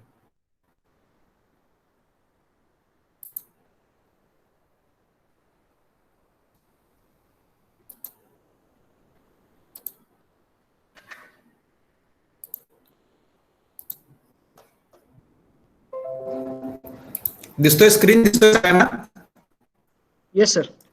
हा, स्क्रीन दिसण्यासाठी पिनिंग करायला लागतं. पिनिंग ऑपरेशन कोणाला माहित नसेल तर ती समजून घ्या. दिसते सर, विजिबल आहे सर. काय अडचण नाही सर.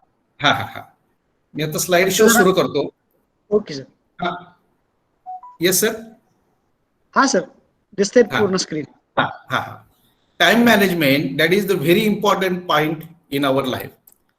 याबाबत एक मी तुम्हाला गमतीदार उदाहरण देतो की तुमचं एक बँक अकाउंट आहे, तुमचं एक बँक अकाउंट आहे आणि रोज 86,400 रुपये तिथं डिपॉझिट होतात. किती? 86,400 रुपये रोजच्या रोज त्या बँकेच्या अकाउंटमध्ये डिपॉझिट होतात. फक्त एकच कंडिशन आहे की हे पैसे तुम्ही त्या दिवशी खर्च करायचे आहेत. 86,400 रुपये त्या दिवशी खर्च करायचे आहेत. म्हणजे समजा तुम्ही खर्च नाही केले, समजा तुमच्या खात्यावर तुम्ही थोडे खर्च केले आणि 50,000 शिल्लक आहेत, तर ते 50,000 दुसऱ्या दिवशी वापरता येत नाहीत. दुसऱ्या दिवशी परत 86,400 येणार आहेत, तो काय प्रश्न नाही आहे. परंतु आदल्या दिवशीचे पैसे किंवा त्याच्या आदल्या दिवशीचे पैसे काय 10,000 20,000 25,000 राहिलेले असतील तर ते तुम्हाला वापरण्याची परवानगी नाही. तर मित्र हो, तुम्ही काय कराल सांगा बरं? 86,400 रुपये तुम्ही सगळेच्या सगळे व्यवस्थित खर्च कराल की नाही? का राहू देत 10,000 20,000 25,000 राहू देत, तिकडे वाया जाऊ देत माझे पैसे, असं म्हणाल का तुम्ही? कधीही नाही मित्र. बघा, तुम्ही विचार करून बघा, सगळे ना सगळे पैसे 86,400 रुपये 1 रुपया देखील तुम्ही तिथे शिल्लक ठेवणार नाही.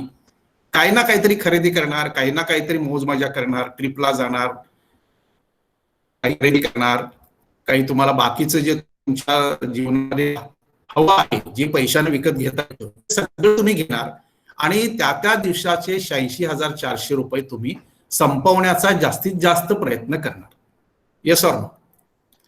आणि मित्र, हाच कन्सेप्ट आपला टाइम मॅनेजमेंटला लागू आहे. पहा, रोज तुमच्या खात्यामध्ये खरोखरच मित्र हो 86,400 रुपये हे जमा होत आहेत.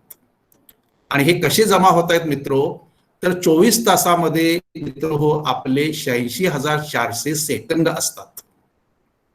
24 तासामध्ये किती सेकंद असतात? 86,400. आणि प्रत्येक दिवसाचे हे 86,400 सेकंद प्रत्येक व्यक्तीला मिळालेले आहेत. एकही व्यक्ती असं नाही की ज्याला कमी मिळाले, एकही व्यक्ती तिला जास्त मिळाले. आणि बघा मित्रो, मगाशी तुम्ही काय बोलला? हे पैसे मी सगळेच्या सगळे खर्च करणार, मी काहीही शिल्लक ठेवणार नाही. पैशाचा मुद्दा घेतला तर मित्रो हे महत्व पटतंय आपल्याला, परंतु वेळेचा मुद्दा घेतला तर तितकंसं पटत नाही. बघा तुम्ही, आणि that is the real requirement of the concept of time management. पैसे 5-10 हजार जरी वाया जातील, माझे बुडतील असं वाटलं तर तुम्ही काळजी करता, नाही नाही नाही माझे पैसे वाया जाता कामा नाही असं म्हणता, मनात येतं असं.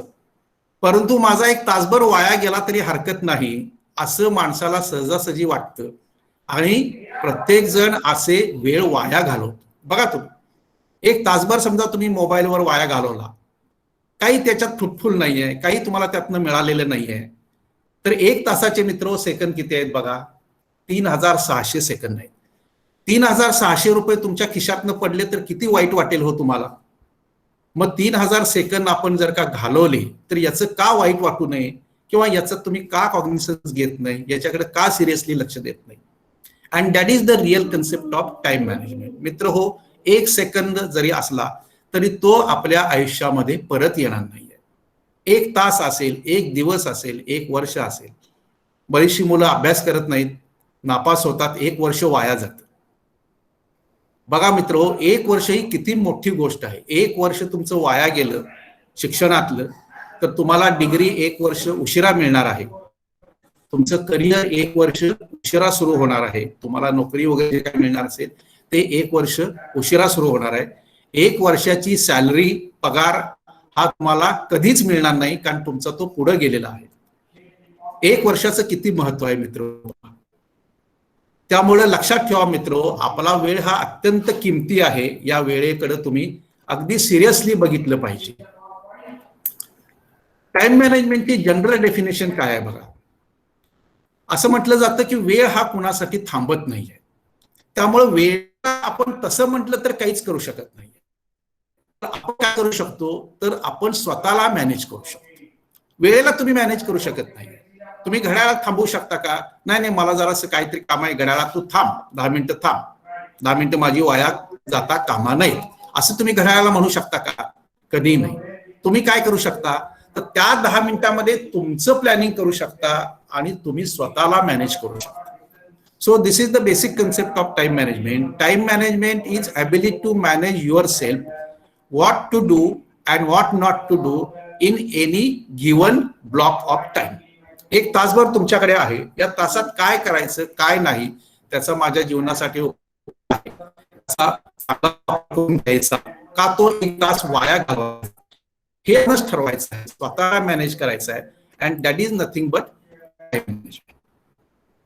एक ऍक्टिव्हिटी सांगतो मी तुम्हाला, नंतर तुम्ही करून बघा, कारण आपण आता काय सगळे समोर नाही आहे. समोर मी ज्यावेळी वर्कशॉप घेतो त्यावेळी ही ऍक्टिव्हिटी मी स्वतः घेतो सगळ्यांसाठी.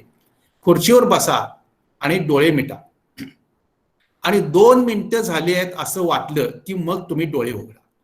बघा करून, नंतर बघा मित्र. 2 मिनिटं देखील किती मोठी आहे तुमच्या लक्षात येईल. 2 मिनिटं झाली आहेत असं वाटलं की तुम्ही फक्त डोळे उघडा आणि 2 मिनिटाचा तुमचा जो अंदाज आहे, स्वतःचा परसेप्शन, स्वतःचा अंदाज, ह्याचा तुम्ही एक अभ्यास करा. 2 मिनिटं देखील खूप मोठे आहेत मित्र हो. 2 मिनिटांमध्ये देखील खूप काही गोष्टी होऊ शकतात. अजून एक प्रिन्सिपल मी सांगतो टाइम मॅनेजमेंटचं. Work expands or contracts to fit the time allotted. वेळ उपलब्ध असेल त्याप्रमाणे काम मोठं होतं, म्हणजे प्रसरण पावतं, किंवा काम छोटं होतं, आकुंचन पावतं. याचा अर्थ काय बघा मित्र.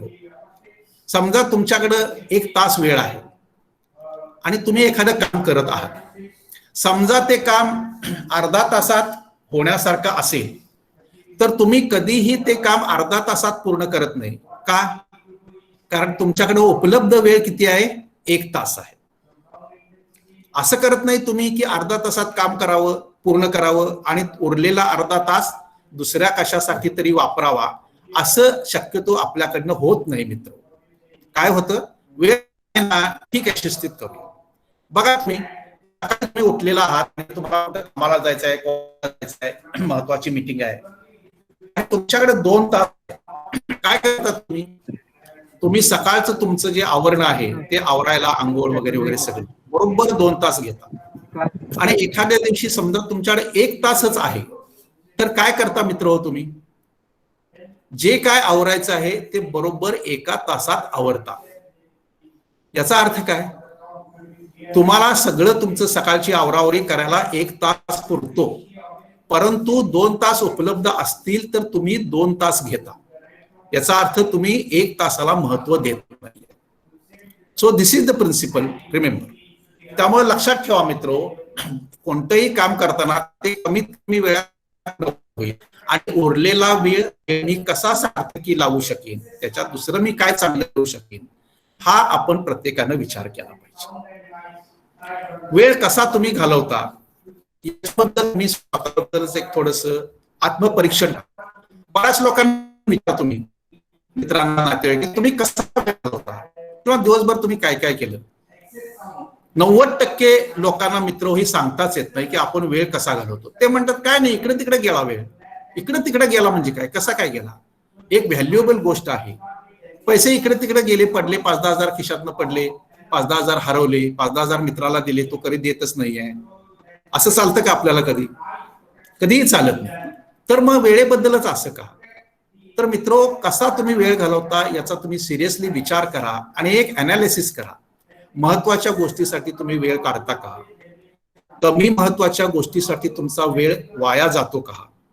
नोकरी, बिझनेस, मनोरंजन, मित्र, फॅमिली, छंद याला समतोलपणे, म्हणजे एक बॅलन्स त्याच्यात आहे असा समतोलपणे वेळ तुम्ही देता का?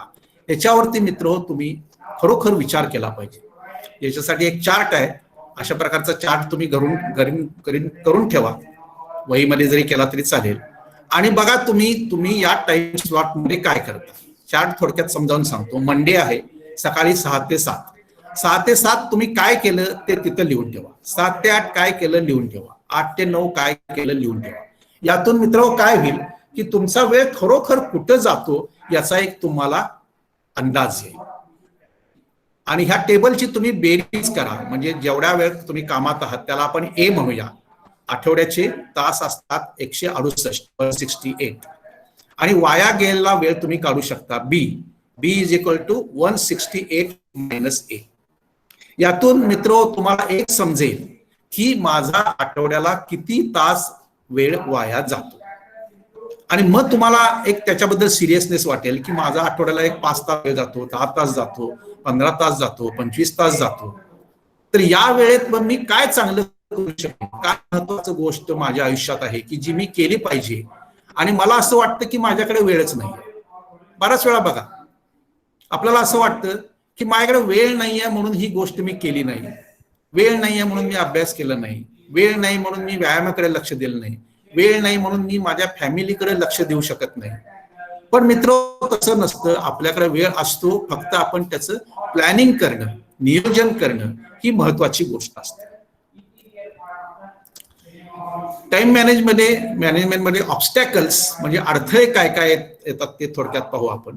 कामाची कल्पना नसणे, कामाची आखणी नसणे म्हणजे प्लॅनिंग नसणे, नियोजन नसणे, कामात खंड पडणे, ब्रेक होणं, एकवेळी जास्त काम करणं, ताणतणाव, कंटाळा, थकावट आली तर देखील आपल्याला चांगलं काम करता येत नाही. कामात मजा एखाद्या कामात नसेल, आपल्याला आवडत नसेल काम, तर ते देखील आपल्याकडनं व्यवस्थित होत नाहीये. तर याच्याबाबत आपण काय करू शकतो, काय उपाय करू शकतो टाइम मॅनेजमेंटच्या प्रिन्सिपल प्रमाणे हे आपण पाहूया. काय करता येईल त्यासाठी मी तुम्हाला एक महत्वाचा कन्सेप्ट सांगणार आहे की त्याला आपण टाइम मॅट्रिक्स असं म्हणतो. टाइम मॅट्रिक्स 1, 2, 3, 4 हे क्वाड्रंट्स आहेत आणि वरती काय लिहिलेलं आहे बघा, अर्जंट आणि नॉन अर्जंट, आणि डाव्या बाजूला काय इम्पॉर्टंट आणि नॉन इम्पॉर्टंट. हे कन्सेप्ट समजून घेणं मित्रो खूप महत्वाचं आहे. आता कोरोनाच्या काळात आपल्याकडे वेळच वेळ आहे, तर आपण आपला वेळ कुठे वापरायचा आहे, अर्जंट कामात वापरायचा आहे, नॉन अर्जंट मध्ये वापरायचा आहे, इम्पॉर्टंट मध्ये वापरायचा आहे का नॉन इम्पॉर्टंट मध्ये वापरायचं आहे, याचं आपण खूप बारकाईनं विचार केला पाहिजे. तर हे काय कन्सेप्ट आहेत मी तुम्हाला आपण आता पाहूया. Time matrix, important and urgent म्हणजे काय, महत्वाचे आणि तातडीचे. त्यानंतर दुसरा प्रकार आहे इम्पॉर्टंट आणि नॉट अर्जंट म्हणजे महत्वाचे आहे परंतु तातडीचे नव्हे, अर्जंट नाही. आता याची काही उदाहरणं बघूया म्हणजे तुम्हाला हा कन्सेप्ट लक्षात येईल. Important and urgent. इम्पॉर्टंट म्हणजे काय मित्रो, महत्वाचं आहे. अर्जंट काय, जे लगेच केलं पाहिजे, ज्याला काहीतरी डेडलाईन आहे, ज्याला काहीतरी टाइम लिमिट आहे, त्याला आपण अर्जंट म्हणतो. मेडिकल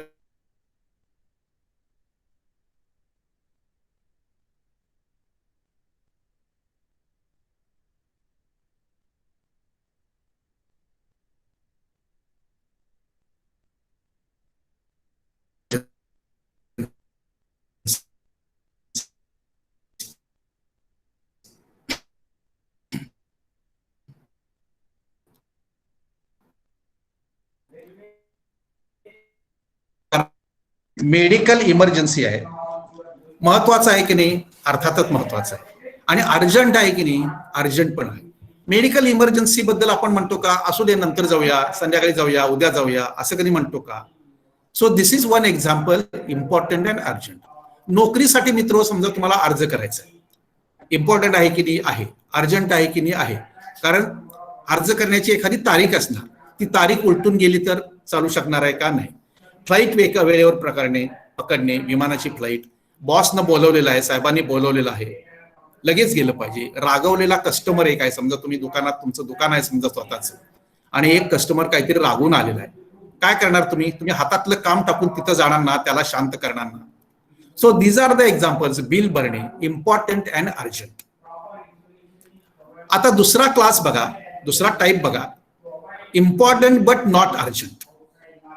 इम्पॉर्टंट आहे परंतु अर्जंट नाही. बराच वेळा मित्र आपल्याला असं वाटतं की जे इम्पॉर्टंट आहे ते अर्जंट असलंच पाहिजे, पण मित्र तसं नाही आहे. कृपया हा कन्सेप्ट समजून घ्या. इम्पॉर्टंट आहे परंतु अर्जंट नाही. आता बघा, व्यायाम करणे, जिमला जाणे महत्वाचं आहे की नाही, महत्वाचं आहे, पण ते अर्जंट आहे का? व्यायाम करायला समजा 10 मिनिटं लेट झाला, समजा तुम्ही सकाळी 6ला उठून फिरायला जाताय, एखाद्या दिवस तुम्हाला 15-20 मिनिटं लेट झाला, तर काय फार बिघडणार आहे का? फार काही बिघडणार नाहीये. So this is the example of important but not urgent. पुढच्या वर्षीचं तुम्हाला काही नियोजन करायचं आहे, इम्पॉर्टंट आहे, पण अर्जन्सी काही नाही आहे. आजच्या दिवशी समजा उद्या नियोजन केलं, कारण पुढच्या वर्षीचं नियोजन आहे, काही हरकत नाही. तुम्हाला एखादं वाद्य वाजवायला शिकायचं आहे, तुम्हाला खूप आवड आहे एखादं वाद्य वाजवण्याची, इम्पॉर्टंट आहे, पण तो बेत तुम्ही थोडासा पुढे देखील ढकलू शकता. That is the it is not urgent. Life partner शोधणे. तुम्ही आता विद्यार्थी आहात, तुम्हाला लाईफ पार्टनर, नवरा बायको, लग्न करायचं आहे, तुमच्या काय कल्पना असतील, महत्वाची गोष्ट आहे का नाही आहे, पण अर्जंट आहे का? अर्जंट नाही. So this is the concept of important and not urgent. पुढचा कन्सेप्ट बघा, नॉट इम्पॉर्टंट बट अर्जंट. आता असं काय असू शकेल काय? इम्पॉर्टंट नाही आहे परंतु अर्जंट आहे. आणि शेवटचा प्रकार काय? नॉट इम्पॉर्टंट आणि नॉट अर्जंट. इम्पॉर्टंट पण नाही, महत्वाचं पण नाही आणि तातडीचं पण नाही. याची काही आपण उदाहरणं बघूया.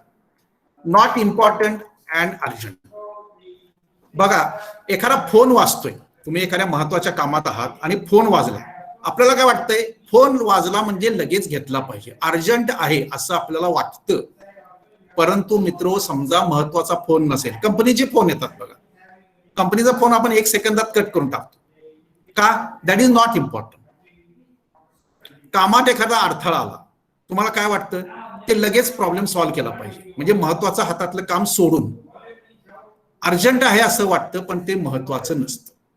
आपल्या ध्येयाशी संबंधित नसणारी कामं, जे तुमचं ध्येय आहे, जे तुम्हाला आयुष्यात करायचं आहे, जे तुमच्या दृष्टीने महत्वाचं आहे, त्याच्याशी संबंधित नसणारी कितीतरी कामं असतात आणि आपण अर्जंट समजून ती करत असतो.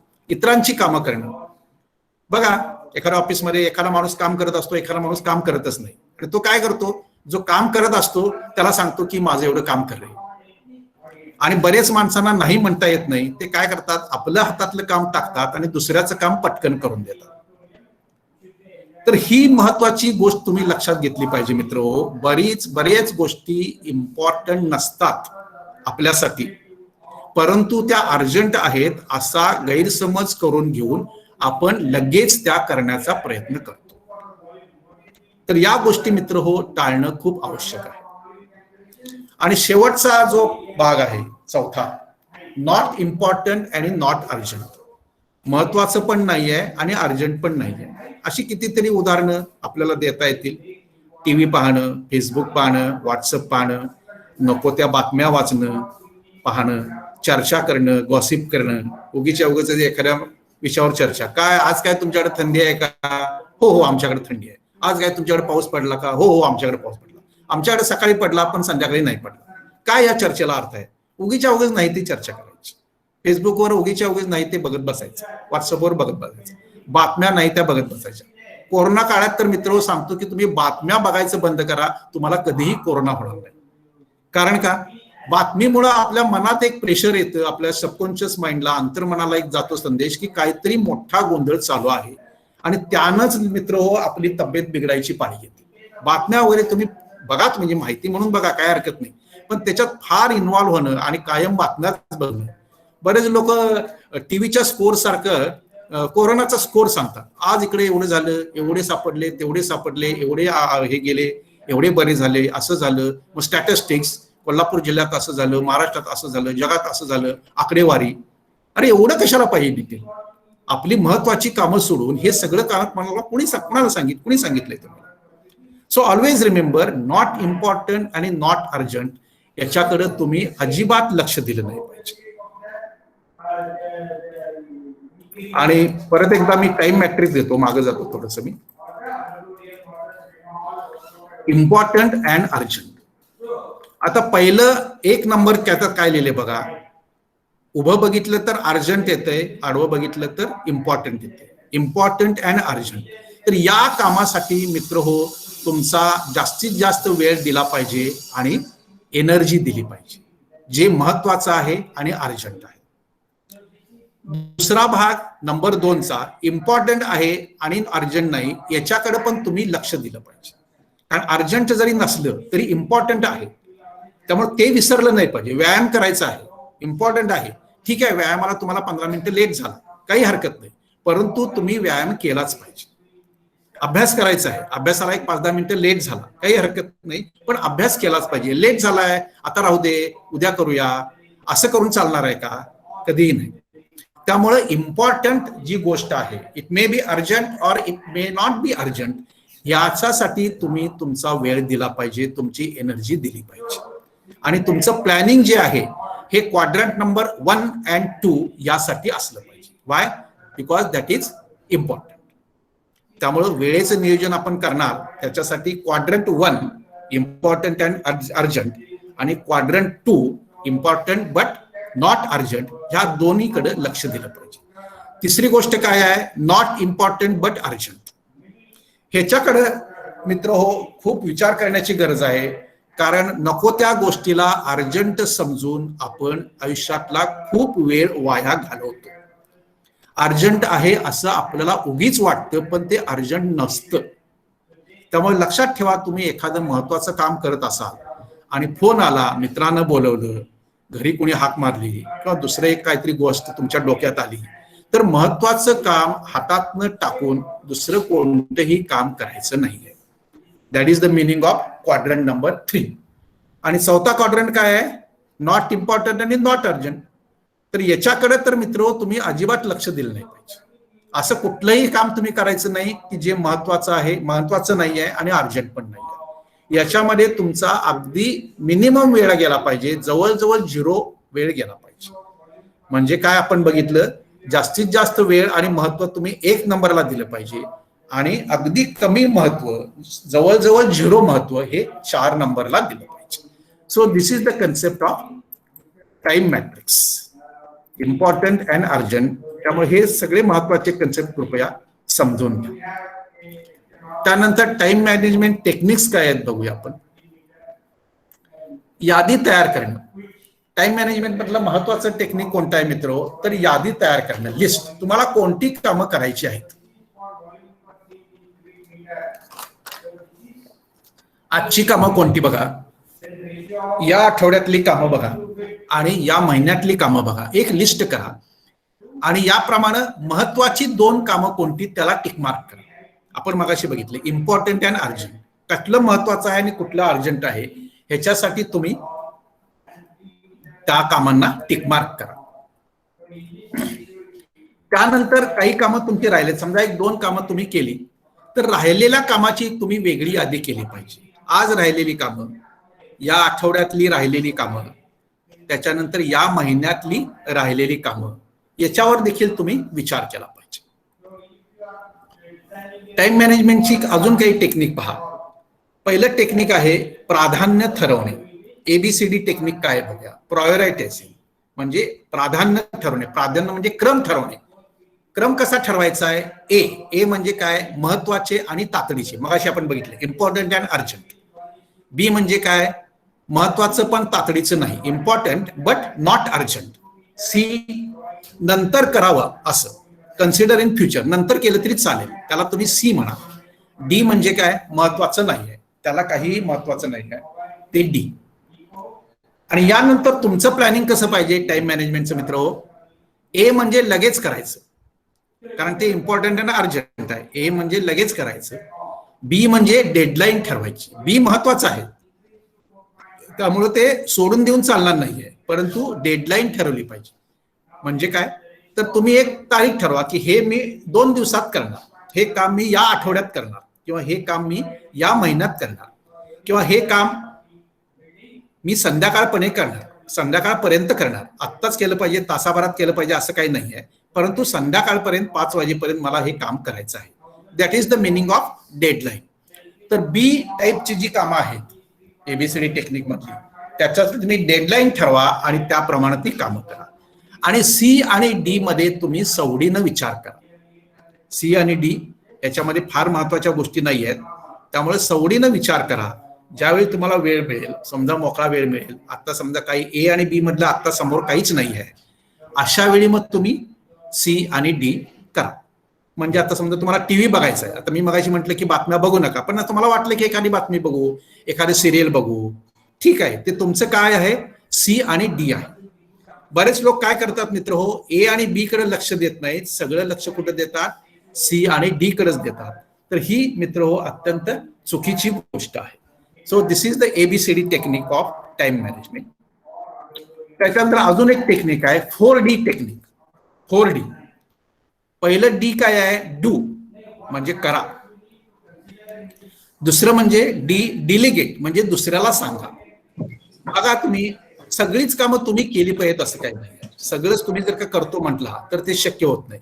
विशेषतः ज्या व्यक्ती काही पोस्टवर आहेत, वरिष्ठ पोस्टवर आहेत, समजा तुमचा कारखाना असेल आणि तुम्ही मालक आहात, सगळी कामं तुम्ही करणार आहे का? नाही. मालकाने काय केलं पाहिजे? मॅनेजरला काही सूचना दिल्या पाहिजे. मॅनेजरकडनं काहीतरी काम करून घेतलं पाहिजे. मॅनेजरनं काय केलं पाहिजे? त्याच्या हाताखाली सुपरवायझर असतील, कामगार असतील, त्यांना काम सांगितले पाहिजे आणि ते बरोबर करतात का नाही हे बघितलं पाहिजे. So this is the meaning of delegate म्हणजे दुसऱ्याला सांगा आणि दुसऱ्याकडे काम करून घ्या, परंतु त्या कामाकडे तुमचं लक्ष असलं पाहिजे. तिसरा डी काय आहे? टी डिले म्हणजे नंतर करा. मगाशी आपण बघितलं जे काम नंतर केलं तरी चालतं, अर्जंट नाही आहे, महत्वाचं आहे परंतु अर्जंट नाही आहे, ते तुम्ही नंतर करा. त्याची एखादी डेडलाईन ठरवा आणि ते नंतर करा. आणि शेवटचा डी म्हणजे काय? डिलीट. जे काम महत्वाचं नाही आहे, अर्जंट पण नाही आहे, ते डिलीट करा. समजा तुम्ही प्लॅनिंग केलं असेल की संध्याकाळी मला 7 वाजता एक टीव्हीची सिरीज बघायची. आता कोरोना काळात तर काय ते वेळच वेळ आहे, सगळेजण टीव्ही समोरच बसून आहेत. परंतु मित्रो अशा वेळी समजा तुमचं महत्वाचं एखादं काम असेल तर त्यासाठी तुम्ही तुमची 7 वाजताची सिरीज ही रद्द केली पाहिजे म्हणजे डिलीट केली पाहिजे. 7 वाजता दुसरं काहीतरी महत्वाचं आहे. उदाहरणार्थ तुम्ही समजा 7 वाजता संध्याकाळी फिरायला जाताय, महत्वाचं काम आहे व्यायामाचं, तर तुम्ही व्यायाम सोडून समजा टीव्ही समोर बसणार असाल तर त्याला काही अर्थ नाही. त्यामुळं रद्द करणं ही देखील एक महत्वाची स्टेप आहे. जी गोष्ट महत्वाची नाही तर महत्वाच्या कामासाठी कमी महत्वाचं काम हे डिलीट केलं पाहिजे म्हणजे रद्द केलं पाहिजे. तर हे 4D टेक्निक देखील लक्षात ठेवा. Do, delegate, delay and delete. त्याच्यानंतर काही मुद्दे बघूया आपण टाइम मॅनेजमेंट टेक्निक मधले. Do not procrastinate. कधीही दिरंगाई करू नका. दिरंगाई करणं म्हणजे आजचं काम उद्यावर ढकलणं ही खूप मोठी चूक आहे मित्र हो. कारण काय होतं बघा, कामं साचत जातात आणि मग वेळ कमी पडतो. आजचं काम आज नाही केलं तर काय होणार? उद्याचं काम तुम्हाला उद्या करायला लागणार आणि आजचं काम पण उद्या करायला लागणार. म्हणजे उद्या डबल काम आलं की नाही. त्याऐवजी आजचं काम जर का आजच झालं, आज सकाळचं काम सकाळीच करायचं, दुपारचं दुपारी, नाहीतर सगळी कामं संध्याकाळी करतो म्हटलं तर जमणार आहे का तुम्हाला? त्यामुळं कामं साचत जातात आणि मग वेळ कमी पडतो आणि मग काय होतं? महत्वाची कामं मग बाजूला पडतात. त्यामुळं कधीही दिरंगाई करू नका. Learn to say no. मगाशी मी म्हटलं ऑफिसमध्ये एखादा काम करणारा असतो आणि बाकी सगळे त्याला काम सांगतात आणि त्याला जर का नाही म्हणता येत नसेल तर त्याची मोठी पंचायत होत नसते. त्यामुळं तुमचं प्लॅनिंग बघा, तुमच्या वेळेनुसार तुम्ही प्लॅनिंग करा आणि त्याच्यात समजा काम एखादं बसत नसेल तर दुसऱ्याला चक्क तुम्ही स्वारी म्हणा. कारण काय, इतरांची कामं केल्यानं तुमची कामं मग मागं पडतात. Use your waiting time. वाट पाहतानाचा वेळ वापरा. बराच वेळा पहा तुम्ही, अनेक ठिकाणी तुम्हाला वाट बघायला, समजा तुम्ही डॉक्टरांची भेट घ्यायला गेला तब्येत दाखवण्यासाठी आणि डॉक्टरांच्या कन्सल्टिंग रूम मध्ये तुम्ही बसलेला आहात. डॉक्टरना भेटायला समजा एक अर्धा तास वेळ आहे. अजून अर्धा तास मित्र कुठं जातो हो तुमचा? अर्धा तास 99% लोकांचा मित्र हो वाया जातो. तर या वेळेचा तुम्ही काय उपयोग करू शकता पहा. महत्वाचे ईमेल असतील तर तुम्ही बघू शकता, कारण आता मोबाईलवर तुम्ही ईमेल बघू शकता, मोबाईलवर एखादं पुस्तक वाचू शकता, काही महत्वाचे फोन कॉल्स करायचे असतील तर ते करू शकता. अर्धा तासात मित्र 2-4 कॉल तरी व्हायला हरकत नाही. एखादा मित्र असेल जुना, त्याला तुम्ही बरेच दिवसात फोन केलेला नाहीये, त्याला तुम्ही फोन करू शकता. तर हे तुमच्या डोक्यात प्लॅनिंग असू दे. ज्यावेळी मला मोकळा वेळ असा मिळेल, ऑटोमॅटिक मिळेल. डॉक्टरांकडे जाताना तुम्हाला वाटलं होतं की बरोबर लगेच डॉक्टर भेटतील, परंतु भेटले नाही. अर्धा तास लागला, 1 तास लागला. तर त्यावेळी काय करायचं हे देखील तुमच्या प्लॅनिंग मध्ये पाहिजे. त्याला काय आपण म्हणतो? Waiting time. विमानतळावर वाट पाहणं. बघा, विमानतळावर 1-2 तास आरामात वाट बघायला लागतं. तिथं देखील आपण आता ज्या गोष्टी म्हटल्या त्या तुम्ही करू शकता. कार्यक्रमाला एखाद्या तुम्ही लवकर गेला, बघा पाहुणे यायचे आहेत, पाहुण्यांना यायला अजून अर्धा तास आहे, तुम्ही नुसतं तिथे जाऊन बसलाय, काय करताय? वेळ वाया जातो का नाही तुमचा? अर्धा-पाऊण तास, तासभर. यावेळी तुम्ही काय करू शकता बघा, तर तुमच्या डोक्यात एक प्लॅनिंग पाहिजे की मला जर का वेळ अचानक मिळाला, अर्धा तास मिळाला, भले 15 मिनिटं मिळाला, 15 मिनिटात मी काय करू शकतो हे तुमच्या डोक्यात पाहिजे. पाहिजे तर एखादी चिठ्ठी देखील तुमच्या खिशात ठेवा किंवा छोटी डायरी ठेवा, त्या डायरीत लिहून ठेवा. हे महत्वाचं काम आहे, महत्वाचा एखादा फोन करायचा आहे. दिवसभरात कधीही मला जर का वेळ मिळाला तर तो फोन मी करणार. त्यामुळे अशा वेळी तुम्ही वेटिंग टाइम वापरू शकता. प्रवासातील वेळ, प्रवासात देखील बरेचसे आपण कामं करू शकतो. काही वाचू शकतो, काही फोन करू शकतो किंवा मनन चिंतन करू शकतो. एखादं तुम्हाला व्याख्यान द्यायचं आहे, लेक्चर द्यायचं आहे किंवा अजून तुमच्या डोक्यात एखादं प्लॅनिंग आहे, समजा तुमचं फॅक्टरी आहे, एखादी प्लॅन करायचं आहे तुम्हाला, कोणती तुमची विचार करण्याचा एखादा कन्सेप्ट ज्याला म्हणतो आपण, ते तुम्ही प्रवासात आरामात करू शकता. डोळे मिटा शांतपणे आणि एखाद्या गोष्टीवर विचार करा, काय करायचं आहे, कसं करायचं आहे. अशा रीतीने तुम्ही वाट पाहतानाचा वेळ, वेटिंग टाइम तुम्ही वापरू शकता. काय काय करू शकता पहा तुम्ही. मेल पाहणे, आता आपण बघितलं तसं, फोन करणे, पुस्तक वाचणं, लिखाण करणं. लिखाण देखील करू शकता तुम्ही. आता मोबाईलवरती लिहायचं म्हणजे काय प्रत्यक्षात लिहायला लागत नाही, माहिती असेल तुम्हाला. नुसतं बोललं की टेक्स्ट, स्पीच टू टेक्स्ट होतं. तुम्ही बोलायचं आणि आपोआप मोबाईलमध्ये लिहिलं जातं. त्यामुळे बसल्या बसल्या 10 मिनिटात तुम्ही लिखाण देखील करू शकता. एखादा लेख लिहायचा आहे, एखादी कविता लिहायची आहे, किंवा काही तुम्हाला लिहायचं असेल, मोबाईलवरती नुसतं बोला, मोबाईल आपोआप टाईप करतं, इंग्लिश पण टाईप करतं, मराठी पण टाईप करतं. तर ही अशी जी टेक्निक्स आहे, टेक्नॉलॉजी आहे, हे वापरण्याचा प्रयत्न करा मित्र. त्यामुळे वाट पाहतानाचा वेटिंग टाइम जो आहे हा तुम्ही चांगल्या कामासाठी वापरू शकता. ऑडिओ बुक ऐकणं, आता ऑडिओ बुक आलेले आहेत कितीतरी, हे देखील तुम्ही ऐकू शकता.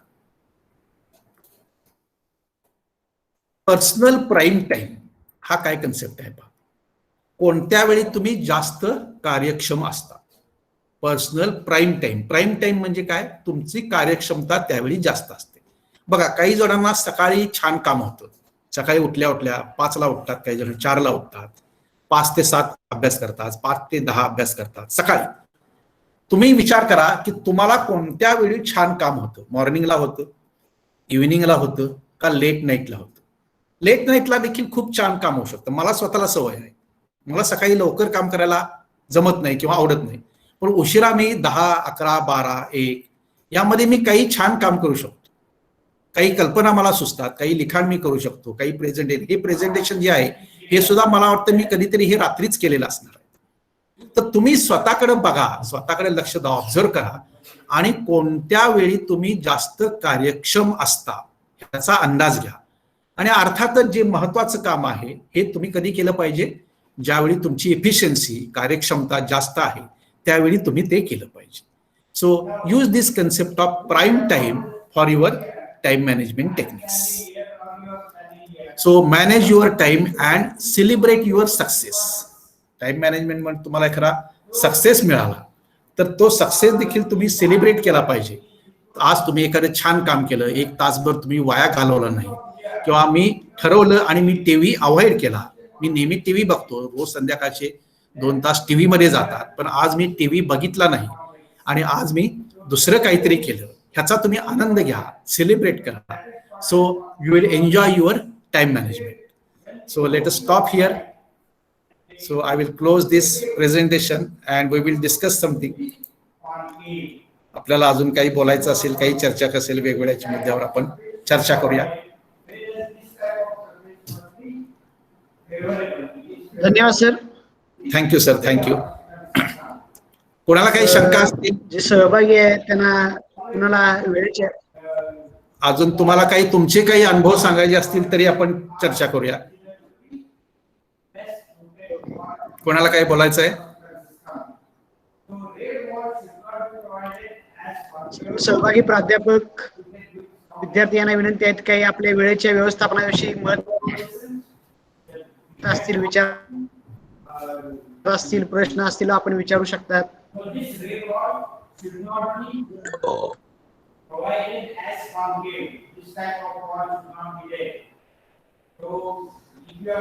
बोला, कुणीही बोला, मोकळेपणा. तुमचे अनुभव देखील बोला, म्हणजे काय शंका विचारलं पाहिजे असं काही नाहीये. तुमचे अनुभव देखील तुम्ही काही मांडू शकता. मगाच आपण बरीचशी चर्चा केली, यातल्या तुम्हाला काही गोष्टी आवडल्या असतील, काही आवडल्या नसतील, किंवा बरोबर तोच अनुभव तुम्हाला आला असेल, ते देखील तुम्ही बोलू शकता. म्हणजे इतरांना त्याचा फायदा होईल. तुमच्या अनुभवाचा कारण वेळेचं नियोजन हे प्रत्येक जणच करतो, प्रत्येकाचाच मुद्दा आहे हा, प्रत्येक काही ना काहीतरी करतच असतो. त्यामुळे तुमचे अनुभव देखील तुम्ही मांडायला काहीच हरकत नाही.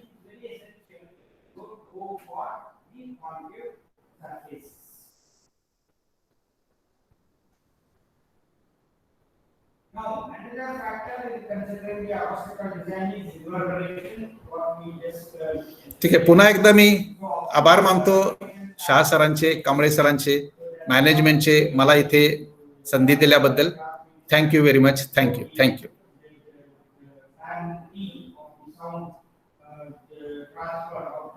खूप खूप धन्यवाद sir. Yes, thank you sir, thank you. यानंतर आमच्या महाविद्यालयाचे प्राचार्य doctor N V Shah sir यांना हा, आम्ही सर. विनंती करतो की त्यांनी अध्यक्षीय मनोगत व्यक्त करावं. Yes sir. आज या ठिकाणी 2 व्याख्यानं, अतिशय सुंदर व्याख्यानं ही संपन्न झाली. कोरोनाच्या काळामध्ये जे आपण सगळे जग हे संभ्रमावस्थेत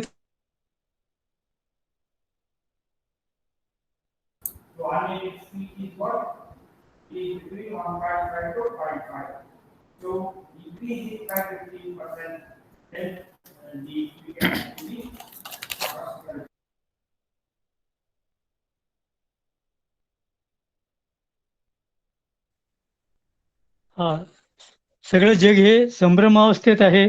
या काळामध्ये काय केलं पाहिजे आणि काय नाही, आणि युवा वर्गाने विशेषतः जबाबदारी काय घेतली पाहिजे, जे कोविड योद्धा म्हणून युवा वर्गाने आता पुढे येण्याची फार मोठी गरज निर्माण झालेली आहे.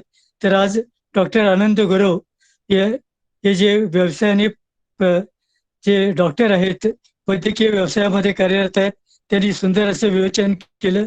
त्याचबरोबर डॉक्टर आशिष गुरव यांनी कोरोना काळामध्ये वेळेचा उपयोग कसा करावा याच्याबद्दल फार चांगलं आपल्याला मार्गदर्शन केलं. त्याबद्दल मी त्यांचा आभार मानतो आणि आमचा युवा वर्ग निश्चितपणे त्यातून काही बोध घेईल अशी मी आशा व्यक्त करतो. धन्यवाद. धन्यवाद सर. आपण आपला थोडक्यामध्ये अध्यक्ष मनोगत व्यक्त केलं त्याबद्दल संयोजकांच्या वतीने आपला आभार मानतो.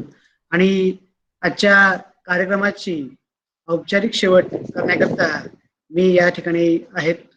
आज परमेश डॉक्टर ग जाधव महाविद्यालय गगनबावडा यांच्या वतीनं शिवाजी विद्यापीठ पुरस्कृत 1 दिवसीय अग्रणी महाविद्यालय योजनेअंतर्गत कार्यशाळेचं आयोजन करण्यात आलं होतं. या कार्यशाळेच्या उद्घाटन प्रसंगी आमच्या संस्थेचे अध्यक्ष माननीय सतीश देसाई सर, आमच्या संस्थेचे सचिव डॉक्टर विजय देसाई मॅडम हे उपस्थित होते. त्यांनी या कार्यशाळेचं उद्घाटन केलं, तसंच आपणा सर्वांना संबोधित केलं. त्याकरता आपणा सर्वांच्या वतीनं मी त्यांचे आभार व्यक्त करतो. तसंच या कार्यक्रमामध्ये आज प्रमुख 2 वक्त्यांनी आपल्याला मार्गदर्शन केलं की ज्याच्यामध्ये डॉक्टर आनंद गुरव सरांनी युवा वर्गाची काय जबाबदारी आहेत आणि कोणत्या दिशेनं आपण गेलं पाहिजे याविषयी उत्कृष्ट असं मार्गदर्शन केलं.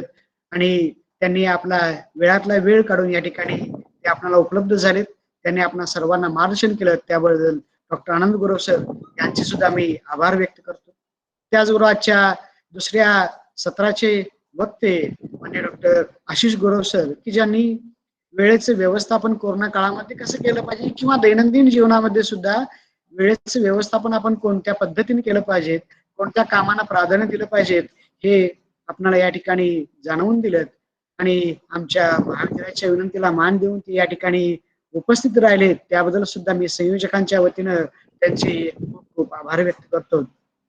आजच्या कार्यक्रमाकरता ज्यांनी अध्यक्षपद भूषवले ते आमच्या महाविद्यालयाचे प्राचार्य doctor N V Shah sir यांनी या कार्यक्रमाचं संयोजन करण्याकरता आम्हाला प्रेरित केलं, त्याबद्दल सुद्धा आणि अध्यक्षपद भूषवल्याबद्दल आणि मार्गदर्शन केल्याबद्दल त्यांचे सुद्धा मी संयोजकांच्या वतीने आभार व्यक्त करतो. या कार्यक्रमाकरता अग्रणीचे समन्वयक प्राध्यापक डी.बी. भोसले असतील, आमच्या NSS विभागाचे प्राध्यापक ए.एस. कांबळे, प्राध्यापक हुसेन फराज सर आणि इतर महाविद्यालयांचे प्राचार्य, अग्रणीचे समन्वयक आणि इतर महाविद्यालयातले विद्यार्थी आणि आमच्या महाविद्यालयातले विद्यार्थी की ज्यांनी या कार्यक्रमामध्ये सहभाग नोंदवला त्या सर्वांचे मी आभार व्यक्त करतो. आणि माननीय अध्यक्ष यांच्या परवानगीनं हा कार्यक्रम संपन्न झाला जाहीर करतो. हा तर आजचे कार्यक्रम संपन्न होण्यापूर्वी मला आमच्या संस्थेचे अध्यक्ष माननीय डॉक्टर माननीय सतीश देसाई सर आणि आमच्या संस्थेच्या सचिव माननीय डॉक्टर विद्या देसाई मॅडम यांचे खास आभार मानावे वाटतात, कारण त्यांनी नेहमीच प्रोत्साहन दिलेलं आहे. आणि कोरोना काळामध्ये एका आठवड्यात आपण हे 2 कार्यशाळा आयोजित केल्या, त्याच्याबद्दल त्यांनी प्रेरणा दिली, त्याबद्दल त्यांचे मी खास आभार व्यक्त करतो. पानार सर. धन्यवाद सर. ओके. Okay sir. कार्यक्रम संपलेला आहे. ओके, धन्यवाद सर.